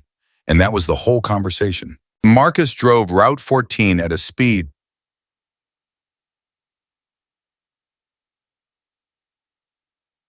that was not strictly legal, and he thought with cold clarity about how Slade had known, how word had moved from a clubhouse in Raven Creek to a man in Bakersfield in less than 36 hours.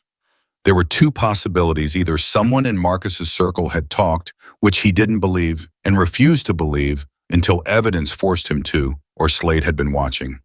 had been watching Raven Creek, watching the clubhouse. Watching for exactly this, the moment that Daniel Carter's family resurfaced in proximity to the Hells Angels. Which meant Slade had been waiting. For 4 years since his release, or longer, Slade had been waiting for the thread to be pulled from the other end. Which meant the thread had never actually gone cold. It had just been waiting. Emily opened the door before he knocked, which told him she'd been watching from the window. She was wearing the green jacket over a sleep shirt, her hair loose, and she had the piece of paper in her hand and her jaw set in a way Marcus was beginning to recognize as Emily Carter, deciding to be angry rather than afraid because anger was more useful. He stepped inside. Noah was at the kitchen table with his backpack already on, looking between Marcus and his sister with the alert, calibrated attention of a child who knew something serious was happening and had decided to be steady about it. "Am I really not going to school?" Noah said. "Not today," Marcus said. "Is it because of the man at the door?" Both Marcus and Emily looked at him. "I heard it," Noah said without apology. "I hear most things. Em thinks I sleep through stuff, but I don't." Emily looked at Marcus with an expression that said, 8 years old and he hears most things. Marcus sat down at the table across from Noah and looked at him directly because he had learned in the last 2 days that Noah Carter responded best to being treated as capable of handling accurate information rather than managed versions of it. "There's a man," Marcus said, "who knew your father. Not in a good way. He's someone your father helped us deal with a long time ago, and he was put in prison for what he did. And now he's out. And it seems like he's found out that you and your sister are connected to us." Noah listened. "Is he dangerous?" "He's the kind of person who makes warnings," Marcus said. "Whether he acts on them is what we're going to find out." "What kind of warning did he make?" Noah said. "He left a note," Marcus said. Noah looked at Emily. "What did it say?" Emily pressed her lips together. "It said to stay out of things that were settled," Marcus said. Noah was quiet for a moment. "Things that were settled," he repeated slowly, like he thinks something was settled. "But it wasn't settled because you're all still here and we just found each other." "That's exactly right," Marcus said. Noah thought about this. "So what he thinks is settled is different from what actually got settled." "Yes." "That means he's wrong," Noah said. "About what got settled?" Marcus looked at this 8-year-old boy who had his father's eyes and his father's way of seeing straight to the middle of things. "He is wrong," Marcus said, "and we're going to show him that." Noah nodded once decisively and took his backpack off and set it by the chair, accepting the situation with a practicality that Marcus found simultaneously admirable and heartbreaking. Emily sat down next to Noah and said, "You okay?" "Yeah," Noah said. "Are you?" Emily looked at her brother. "Getting there," she said to him. Wrench and Ghost arrived within 4 minutes of each other. Wrench took the piece of paper from Emily, looked at it, looked at Marcus, and said a word that Marcus noted, and Noah almost certainly also noted. Ghost moved to the window and stood there, not looking out of it, in the specific way that meant he was paying attention to everything approaching the building. "How did he know?" Emily said. She was standing in the kitchen with her arms crossed, not defensively, but in the way she held herself when she was thinking fast and hard. Marcus had come to understand that crossed arms for Emily was a thinking posture, not a closing off posture. "I don't know yet," Marcus said, "but I have someone looking into the accident." Emily went very still. "Since when?" she said. "Since yesterday morning," Marcus said. "I made a call before I came to see you. I wasn't ready to tell you until I had something concrete." "You were already looking into my father's accident," Emily said slowly, "before you told me you had questions about it." "Yes," Marcus said. He met her eyes. "I should have told you I was doing it. I was trying to protect you from something that might turn out to be nothing. That was wrong. I'm sorry." Emily looked at him for a long moment. "Don't do that again," she said. "I won't," Marcus said. "If you're looking into something that involves my father, I need to know," Emily said. "He was my father. Whatever happened to him happened to me too. I have been living with not knowing for 18 years. Do not manage what I get to find out." Her voice hadn't risen. It hadn't needed to. "Understood," Marcus said. Emily uncrossed her arms. "What do you know so far?" "The accident report listed it as a single vehicle loss of control," Marcus said. "No witnesses, no other vehicles mentioned. Your father's truck went off the road on the north curve of Route 14, the section where the guardrail had been damaged the previous week and not yet repaired." "I know which section," Emily said quietly. "The investigation lasted 11 days and was closed as an accident," Marcus said. But there are things in the report that have bothered me since I read it. He paused. The tire tracks. The report noted them and then didn't analyze them. Specifically, there were marks consistent with a hard brake before the curve, and then the tracks moved in a way that suggested the vehicle was pushed rather than skidded. Emily was very still. Pushed, she said. It's not conclusive, Marcus said. These were 2007 measurements equipment, wasn't what it is now. The analyst who filed the report retired the following year. But the pattern was unusual and it was noted and then set aside, and I've never understood why. Emily sat down. She sat down the way people sit down when their legs have made a decision their brain hasn't fully caught up with yet. She put both hands flat on the table and she looked at them. You think someone ran him off the road, and she said. I think it's possible, Marcus said. I think we need to know either way. And Slade, Emily said, was active in this area in 2007, Marcus said, was being investigated in 2007, had reason to, he stopped, had reason to want the man who gave you information to not be around anymore. Emily finished. She said it completely flat, no inflection, no emotion visible on the surface. But her hands on the table pressed down hard enough that her knuckles went white at the edges. Marcus said, Emily. Don't, she said, just give me a second. He gave her a second. He gave her several. Noah got up from his chair and walked around the table and sat down in the chair right next to Emily and leaned against her shoulder, not saying anything, just being there. Emily's hands slowly relaxed on the table. She turned her head slightly toward Noah and then back forward. Okay, she said. Okay, what do we do? What they did in the first hour was this. Ghost called a contact at the Raven Creek Police Department, a detective named Sarah Okafor, who Ghost had known for 6 years and who was one of the few people in official channels that Marcus trusted to handle information with intelligence and discretion.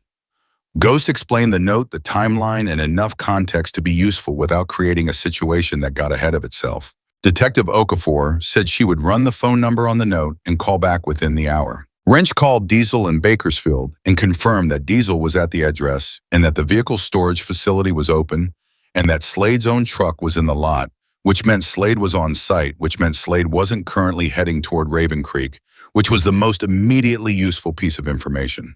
Marcus sat with Emily at the kitchen table, and they went through what she knew about the year before her father died, what she remembered, what she'd been told, what she'd since figured out on her own.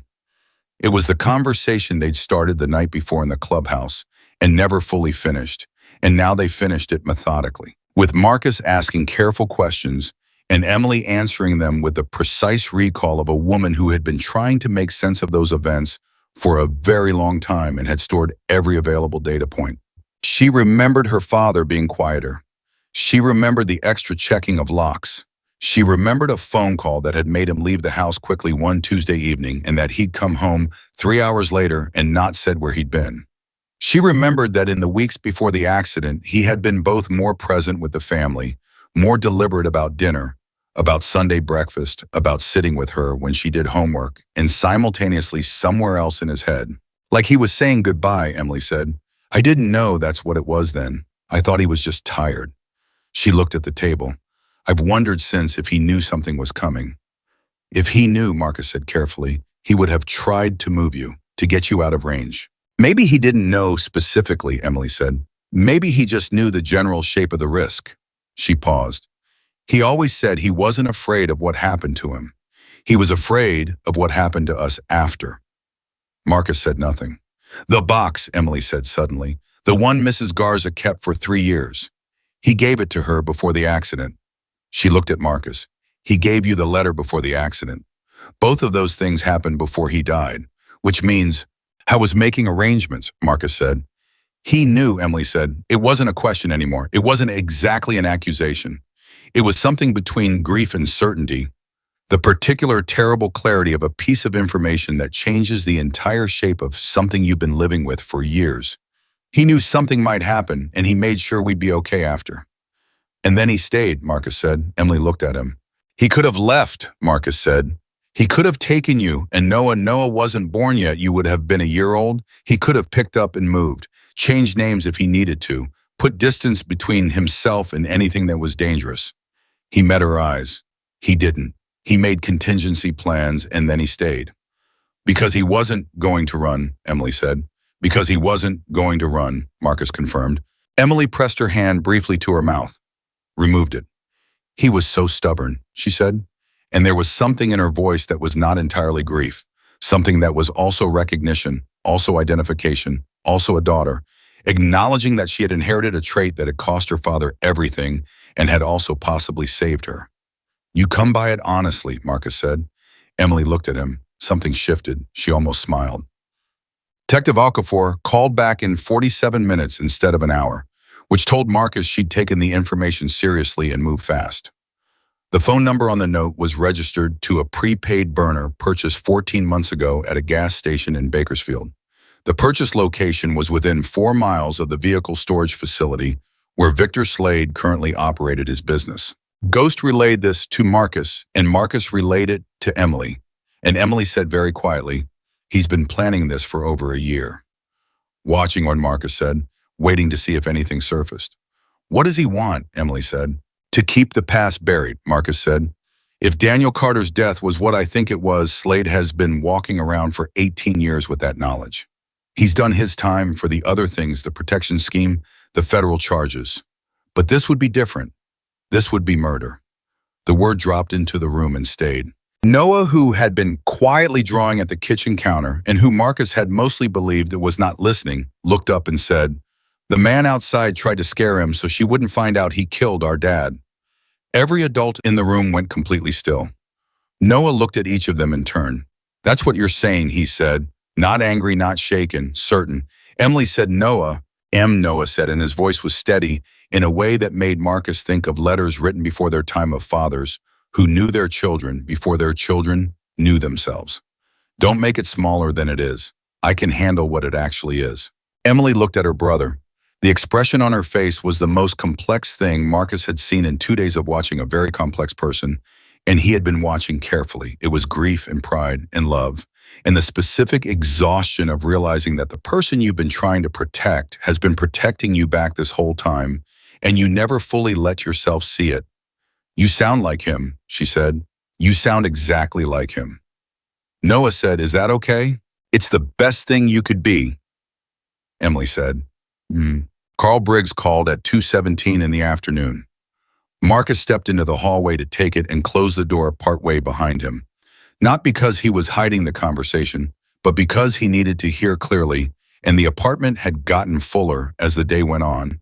Diesel had driven back from Bakersfield, and Lenny had shown up with food, apparently having heard through the club's own internal current that something was happening and deciding that whatever it was required sandwiches. "Talk to me," Marcus said. Carl said, "The tire analysis from the 2007 report was incomplete. I got an access to the original photographs from the accident scene. There were marks on the driver's side rear quarter panel of the Carter vehicle consistent with a secondary impact, another vehicle making contact at speed." Marcus gripped the phone. "There was another vehicle," he said. "The impact point was low on the panel, front to rear contact consistent with a truck or large vehicle moving at speed, making contact from behind and to the side." Carl's voice was dry and precise, the voice of a man reciting facts because the facts were the thing. The original analyst noted the marks. In the report, they're described as possible pre-existing damage. No further investigation. "Possible pre-existing damage," Marcus said. "That analyst retired 8 months after filing this report," Carl said. "Full pension at 53, early by 4 years. Marcus felt the cold settle in. "Someone paid for the report to be buried," he said. "I'm not saying that," Carl said. "I'm saying the marks were there and were not analyzed, and the analyst retired unusually early.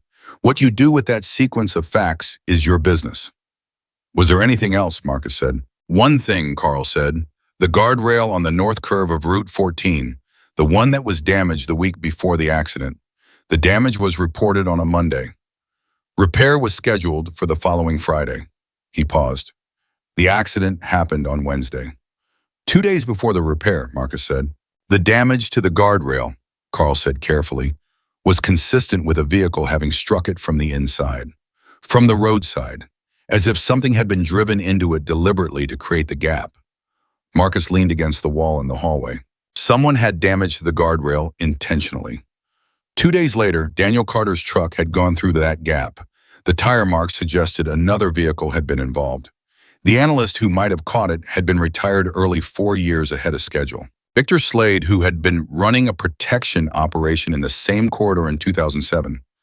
Victor Slade, who had resources and contacts and a demonstrated willingness to eliminate problems. Victor Slade, who was now living 60 miles away and had sent a note to Daniel Carter's daughter within 36 hours of her making contact with the people who knew her father's story. Marcus said, "Carl, I need this in writing. Everything you just told me, the photographs, the analysis, everything. I need it in a form that can go to a federal investigator." A pause. "Federal," Carl said.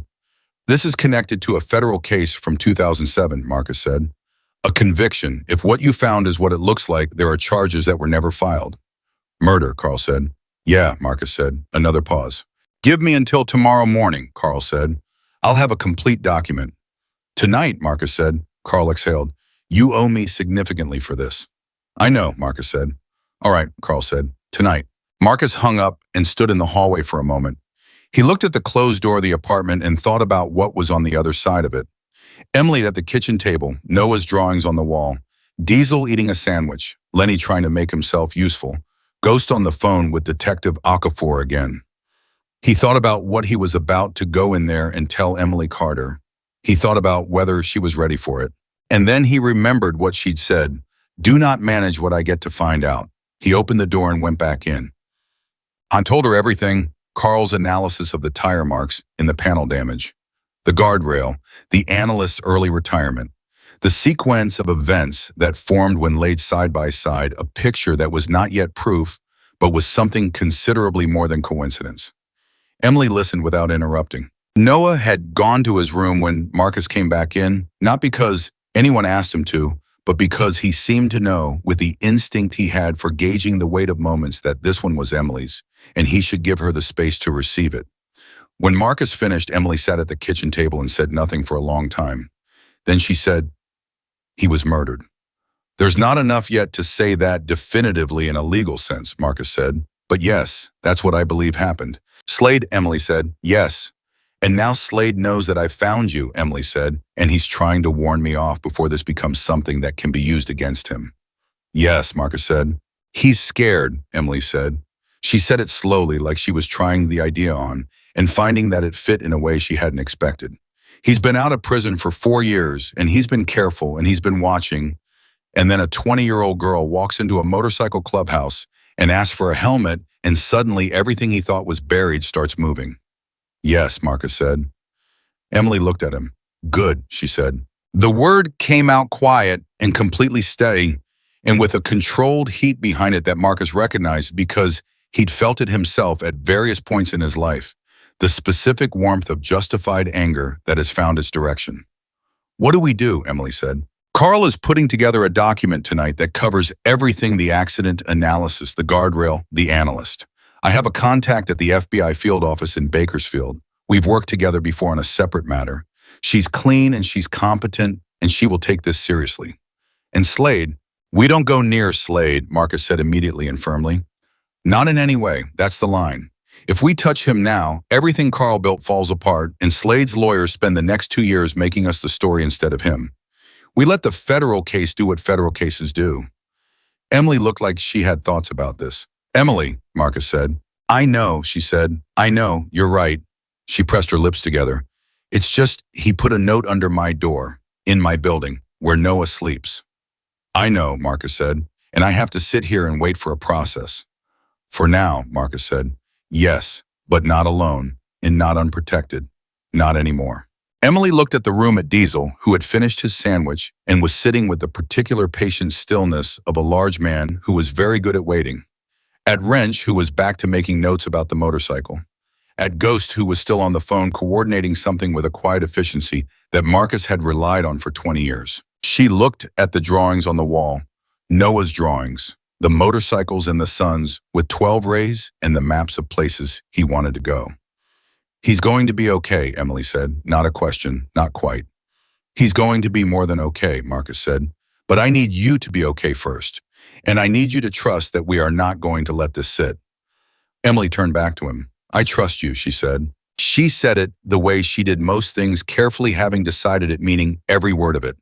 "Your father trusted us too," Marcus said. We let him down. You didn't let him down, Emily said firmly. Someone else did that. You were there at the end when I needed you. He made sure of it. She paused. Now we make sure Slade doesn't get to do to anyone else's family what he did to mine. Marcus looked at her for a long moment. Then he nodded. Tonight, he said, I need you and Noah to stay somewhere other than this apartment, just while we get Carl's document moving and connect with the federal office. One night, maybe two. Emily started to object. Not for your sake, Marcus said. For Noah's, just so there's no question. Emily closed her mouth. We have a spare room at the clubhouse, Marcus said. It's not fancy. I don't need fancy, Emily said. No, Marcus said. You never did. Emily stood up. She smoothed her jacket, her father's jacket. Marcus was certain of it now, and she straightened her spine and she looked at the door of Noah's room. Noah, she called, pack a bag. We're staying somewhere else tonight. Noah's voice came back immediately. No hesitation, no argument. How much stuff? One night, maybe two. Can I bring my map? Emily looked at Marcus. Marcus said, absolutely. Yes, Emily called. Bring the map.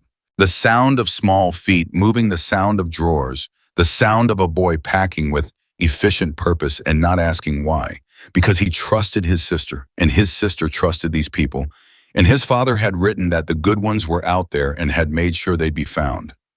Wrench looked at Marcus and said quietly, it's going to work out. Marcus said, it is. He said it with the certainty of a man who has decided something not predicted.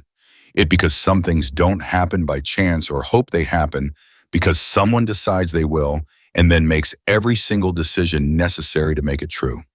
Daniel Carter had made that decision 18 years ago. Marcus Callahan was making it now. And somewhere down Route 14, Victor Slade was about to learn that what he'd thought was settled had never been settled at all. Carl's document arrived at 11:47 that night. Marcus was sitting at the table in the clubhouse with Ghost and Wrench when his phone lit up with the email notification, and all three of them went quiet in the same moment, the way men go quiet when something they've been waiting for finally arrives and the waiting is over, and now the real thing begins. He opened it. 43 pages. Photographs, analysis, timeline, cross-reference, case numbers from the 2007 federal investigation into Victor Slade's protection scheme. Carl had been thorough in the way that only people who have spent decades caring about accuracy can be thorough. Not thorough because they were told to be, but thorough because the alternative was unacceptable to them on a fundamental level. The tire marks, the panel damage, the guardrail, the analyst's retirement, the purchase records for the prepaid phone in Bakersfield, and one additional item that Carl had apparently found in the final 2 hours and added to the document without calling ahead, because Carl understood that some things needed to arrive together or they arrived wrong. A witness, not from 2007, from 6 weeks ago. A man named Robert Tillman, 71 years old, who had been a mechanic at a shop in Raven Creek in 2007 and who had given a statement to Carl 2 days prior.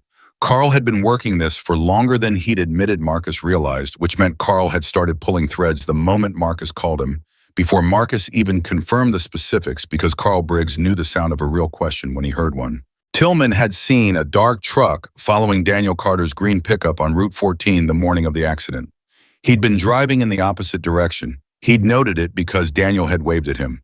They knew each other, shop to shop, the easy familiarity of tradesmen in a small town, and the dark truck behind Daniel had been following too close and too deliberately for weather conditions or road conditions to explain. Tillman had told no one in 2007. He told Carl why in the statement, because 3 days after the accident, a man had come to his shop and told him that his memory of that morning was unclear and that it would be better for everyone if it stayed that way. The man had not made a specific threat. He had not needed to. Tillman had a wife and 2 young children and a shop that was his family's only income, and the man's tone had been the kind of tone that communicated consequences without naming them. Tillman had kept quiet for 18 years. He'd given the statement to Carl because Carl had found him and because Tillman was 71 now, and his wife had passed 2 years ago and his children were grown, and he had reached the age and the grief and the particular late life clarity where the weight of a thing kept secret becomes heavier than any consequence of telling it. He saw the truck, Marcus said aloud. Ghost leaned over to read. Wrench read from the other side. He saw the truck, Ghost confirmed. He can put a dark vehicle in deliberate pursuit of Daniel Carter on Route 14 at the time and location of the accident. It's not a conviction, Wrench said. It's enough to open a federal investigation, Marcus said. Combined with the physical evidence Carl documented, the guardrail analysis, the premature retirement, it's enough to reopen the case. And once the case is reopened, federal investigators with proper resources and subpoena power can find things Carl couldn't. He was already dialing. The call to Agent Patricia Nguyen at the FBI field office in Bakersfield went to voicemail at midnight, which Marcus had expected. He left a message that was specific and calm and contained enough factual information that any competent agent would call back before morning. He sent the document to her email address while he was still on the phone leaving the message. He texted after 43 pages. "Call me before you read it so I can give you context." Then he put his phone down and looked at Ghost and Wrench.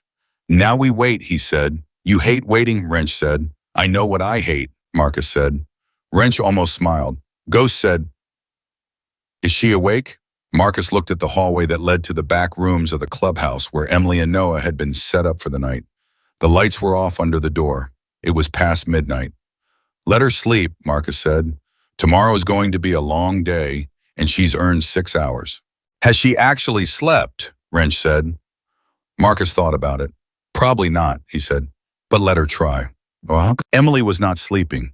She was lying on the narrow bed in the spare room with Noah asleep beside her. He'd gone out fast, the way children went out fast when they'd had a big day, and their bodies made the decision for them, and she was staring at the ceiling in the particular wakefulness of a person whose mind had too much to hold and was refusing to set any of it down. She was thinking about Route 4. She was thinking about the North Curve. She had driven past it, cycled past it, walked past it more times than she could count because Route 14 was not a road she could avoid. It was the road her apartment was on. It was the road between her life and everything her life required. She had never been able to go around it, only through it, and so she had gone through it every day past the place where the guardrail was new now and had been new for 18 years. And she had made herself not think about it because thinking about it was a door she couldn't afford to open while she was on her own, and no one needed her to be intact. She thought about her father's hands on a steering wheel. She stopped thinking about that. She thought instead about what Marcus had told her before she came to bed. Not the details said he'd have more in the morning, and she'd taken him at his word because she'd learned in 4 days that Marcus Callahan said what he meant and meant what he said. But he'd told her that Carl's document was comprehensive, that there was movement, that by morning they would be talking to federal investigators. She thought about Slade and Bakerfield, not knowing that the thread he'd spent 18 years holding had just been handed to someone with the resources to follow it all the way back. She thought, good. She thought, Dad, we've got him. She turned her head and looked at Noah. His face in sleep was the most uncomplicated version of itself, the version before the careful attention and the steady wisdom and the 8-year-old composure that both broke her heart and filled it simultaneously.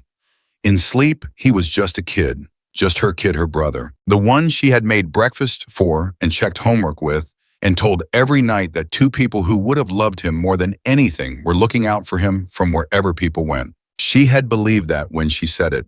She believed it more now. She reached out and very carefully straightened the blanket over his shoulder without waking him, the small, precise gesture of a person who had been taking care of someone for a long time and knew exactly how to do it without disturbing them. Then she lay back and closed her eyes. And for the first time in longer than she could accurately remember, Emily Carter slept. Agent Patricia Nguyen called at 6:52 in the morning. Marcus picked up before the second ring. She had read the document, all 43 pages. Marcus knew this because her first sentence was not a greeting or a preamble, but a specific question about the methodology Carl had used to enhance and analyze the 2007 accident photographs, which was the question of someone who had read carefully and gone straight to the evidentiary foundation. They talked for 22 minutes. At the end of those 22 minutes, Agent Nguyen said, "I'm going to need to speak with your source, with the witness, and with the Carter family." A pause. "This morning, if possible." "I can have everyone available by 9, Marcus said. "Make it 9:30, Nguyen said. "I need to make 2 calls first." She hung up. Marcus looked at the phone. Wrench from across the room said, "Well, she's moving on it," Marcus said. Ghost said, "Fast." She recognized the Slade case number from the 2007 federal file, Marcus said. She said it's an open file.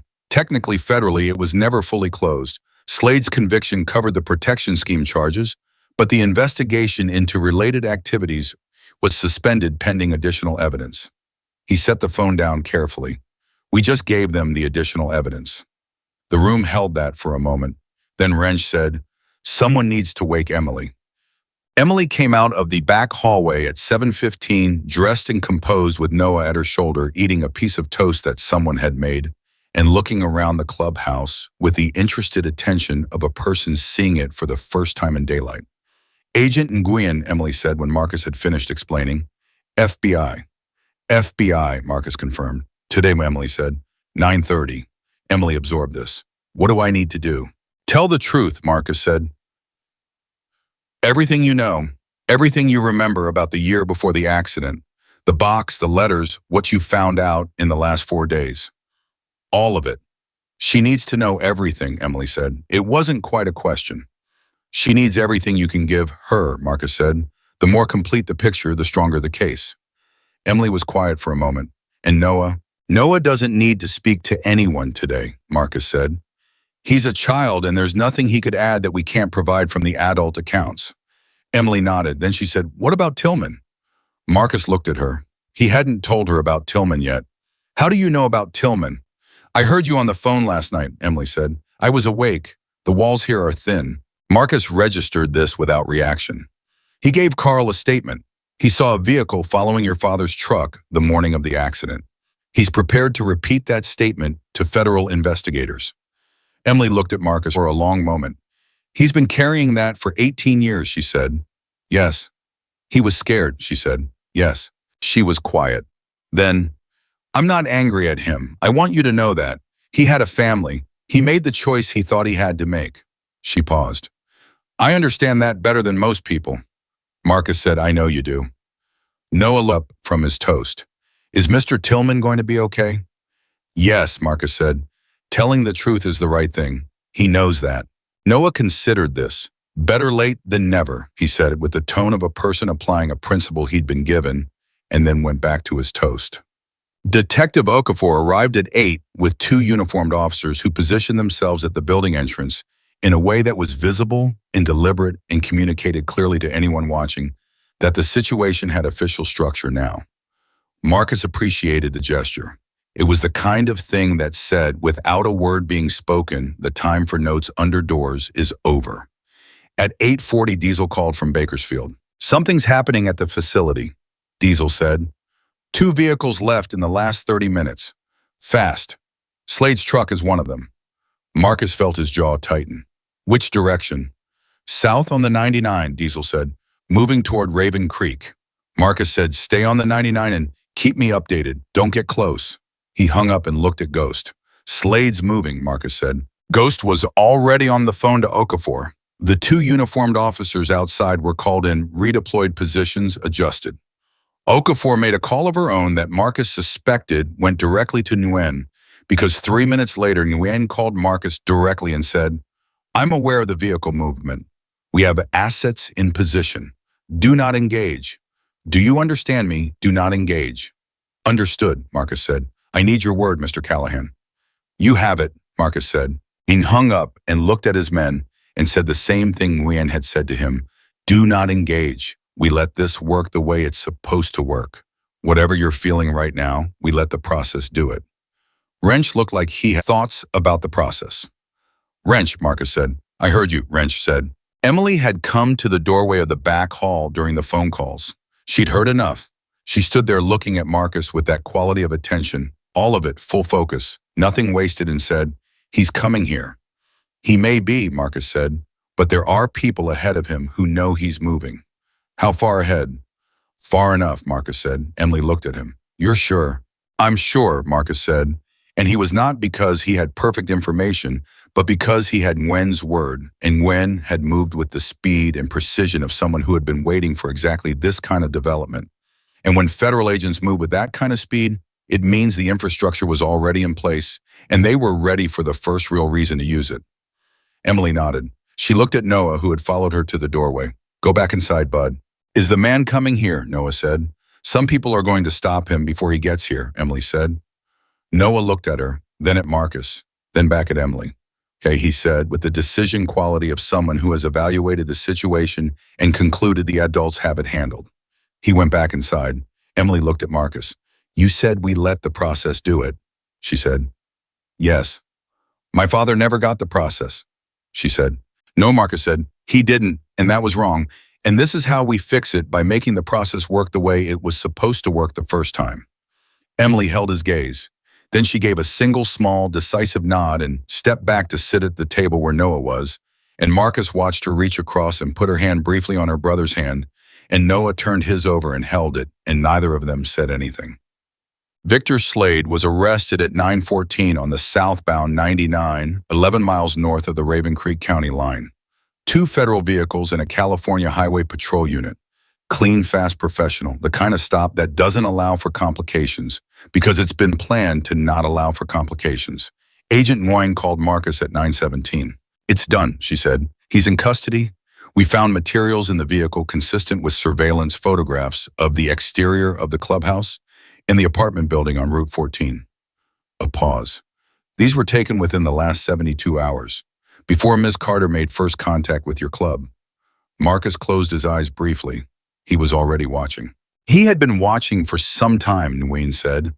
We'll know more once we process everything.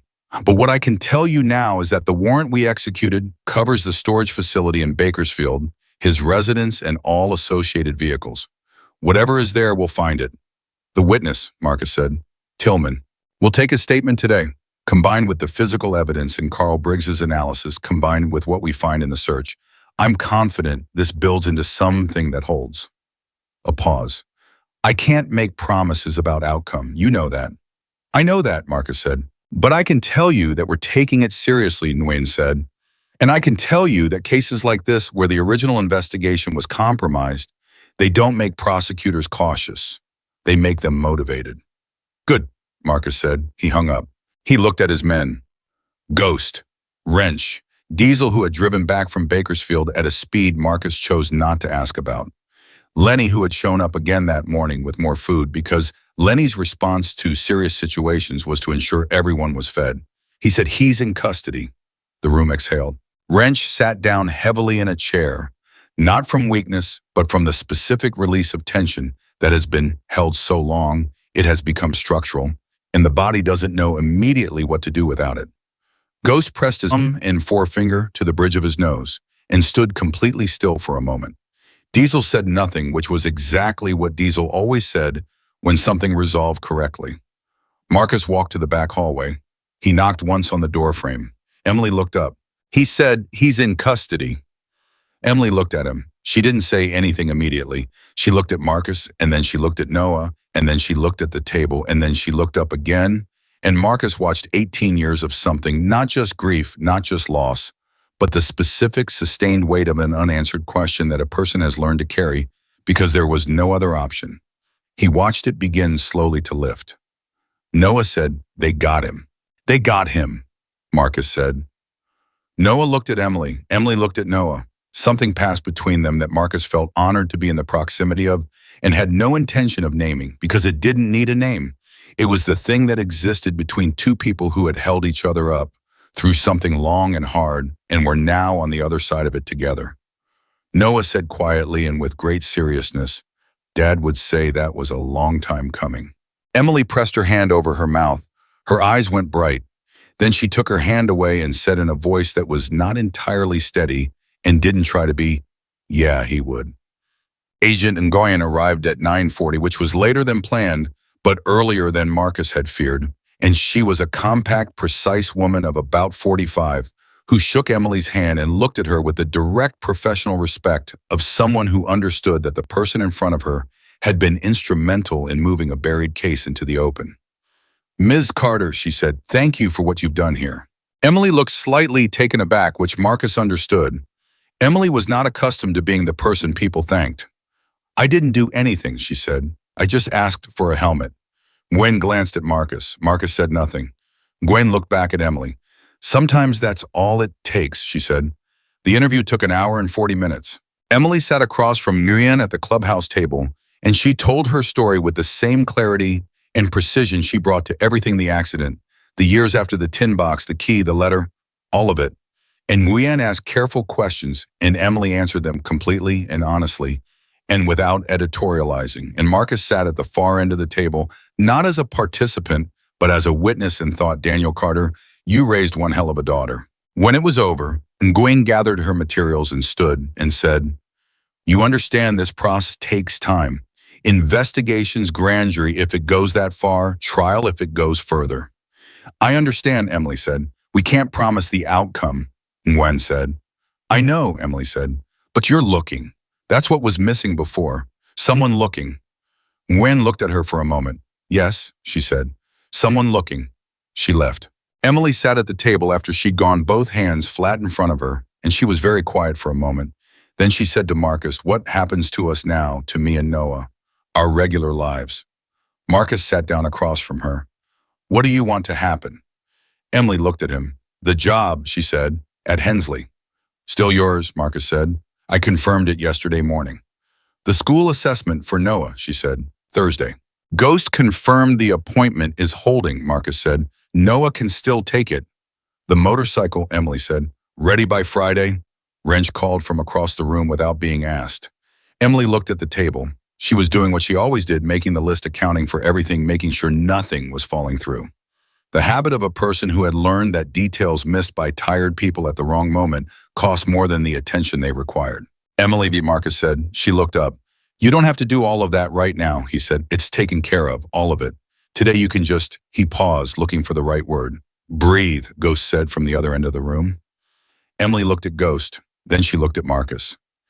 Then she did something that Marcus had only seen twice in 4 days, and both times it had rearranged something in his understanding of what a person could carry and still hold together. She laughed. Not a big laugh, not a performance.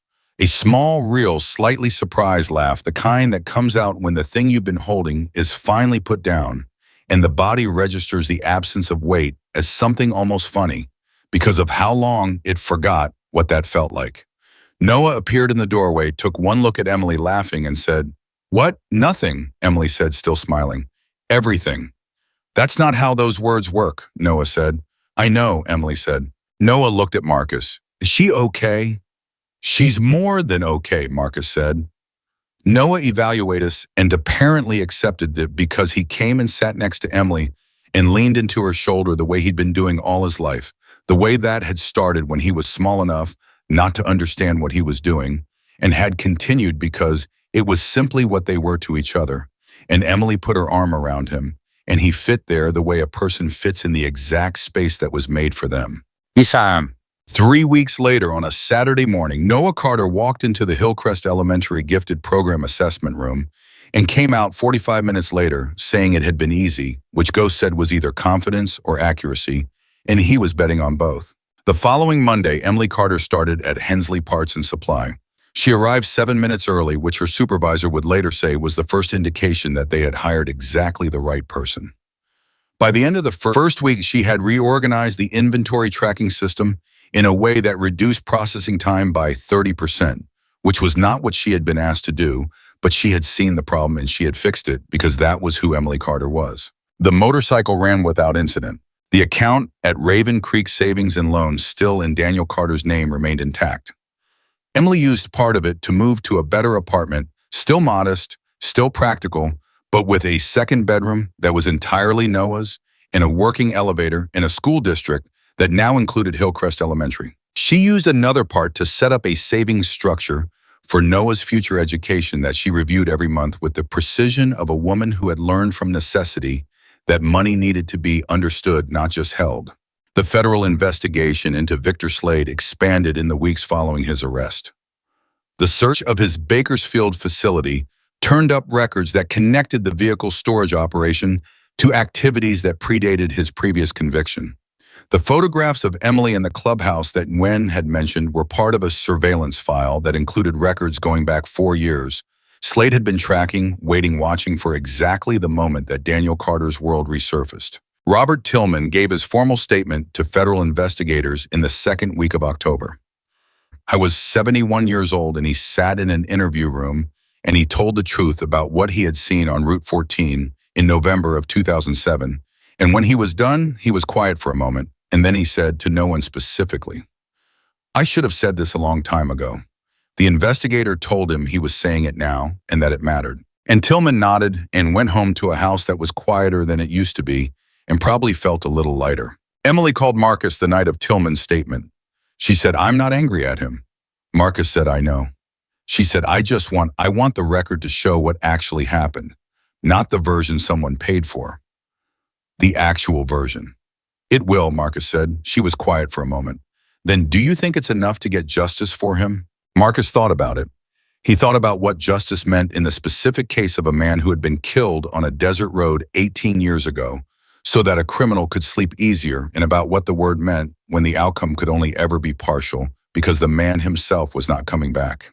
He thought about what Daniel Carter had understood when he made his contingency plans and wrote his letters and trusted that the world contained good people and then went on living in it anyway. "I think justice is a process, not a moment," Marcus said. "The moment Slade was arrested on the 99, that was part of it. The moment Tillman told the truth, that was part of it. The moment you walked into my clubhouse and asked for a helmet, that was part of it too. It all counts. All of it is justice building." Emily was quiet. "Your father deserved better than what happened to him," Marcus said. "That's not erasable. But what we're doing now, what you started, that's the answer to it. That's what we can do." Emily said, "He said in the letter that making the right choice wasn't the same as making the safe one." "Yes," Marcus said. "He made the right one anyway," she said. "Yes," Marcus said. "He did." "So did you," Emily said, "when you answered the door, when you didn't send me away with just a helmet." Marcus said, "You wouldn't have left with just a helmet." Emily paused, and then she said, "No, I wouldn't have." And there was something in it, something quiet and certain and anchored, that told Marcus she had just understood something about herself that she hadn't fully known before. The Raven Creek charity motorcycle event happened in the third week of October that year. Emily came. She stood in the crowd in a new jacket. She had kept the green one. It was in her closet where it would stay, but she wore a new one today, and she had her hair down, and she looked like a person who had slept more than 4 hours and eaten regular meals for several weeks, which she had, and the difference was visible in the particular way that being cared for is visible in people who spent a long time not being cared for. Noah stood next to her with his paper flag map of California rolled up in his jacket pocket because he had brought it, as he brought it everywhere now, because he was tracking the places these people had come from and the places they were going, and he intended to go to all of them eventually. Marcus held up the helmet at the end of the event. The same one, black mid-size face shield that still moved smoothly. He had cleaned it and kept it and brought it tonight because it was the right thing to hold up when he said what he had to say. He looked at the crowd. He looked at Emily. He said, "This wasn't just a helmet. This was a young woman asking the world if someone still cared about doing the right thing." And the answer, he stopped. He looked at the crowd, at the neighbors who had kept their distance for years, at the people from Hensley who had come because Emily had mentioned the event and they'd wanted to show up, at Detective Okafor near the back off-duty there because she'd wanted to be, at Robert Tillman, who Marcus had personally invited and who had come and was standing slightly apart from the group with the careful presence of a man who understood he was still working out how to be in this story, but had decided showing up was the first requirement. Marcus looked at Emily. He said the answer was yes. Emily looked at him across the crowd, and what was in her face was not performance and not sentiment manufactured for an occasion, but the real thing, the specific, earned, quietly extraordinary thing that happens when a person who has been alone for a very long time understands completely and without reservation that they are not alone anymore. Noah said from next to her quietly enough that only she could hear, "Dad's here." Emily looked at her brother. "What?" she said. Noah shrugged in the matter-of-fact way of an 8-year-old reporting an observation. "I just feel like he's here," he said, "like he wanted to see this." Emily looked at the crowd, at Marcus holding up the helmet, at Wrench who had his arms crossed and was looking at the ground with the expression of a man who was working very hard at something, at Ghost who had his hands in his pockets and was watching Noah with the quiet attention of a person who had just heard something he was going to remember for a long time. She thought about compass, rose tattoos, and burning toast, and Sunday breakfast in a green truck on Route 14, and letters written to children before they were old enough to read them, and a man who had looked at a hard choice and made the right one without flinching.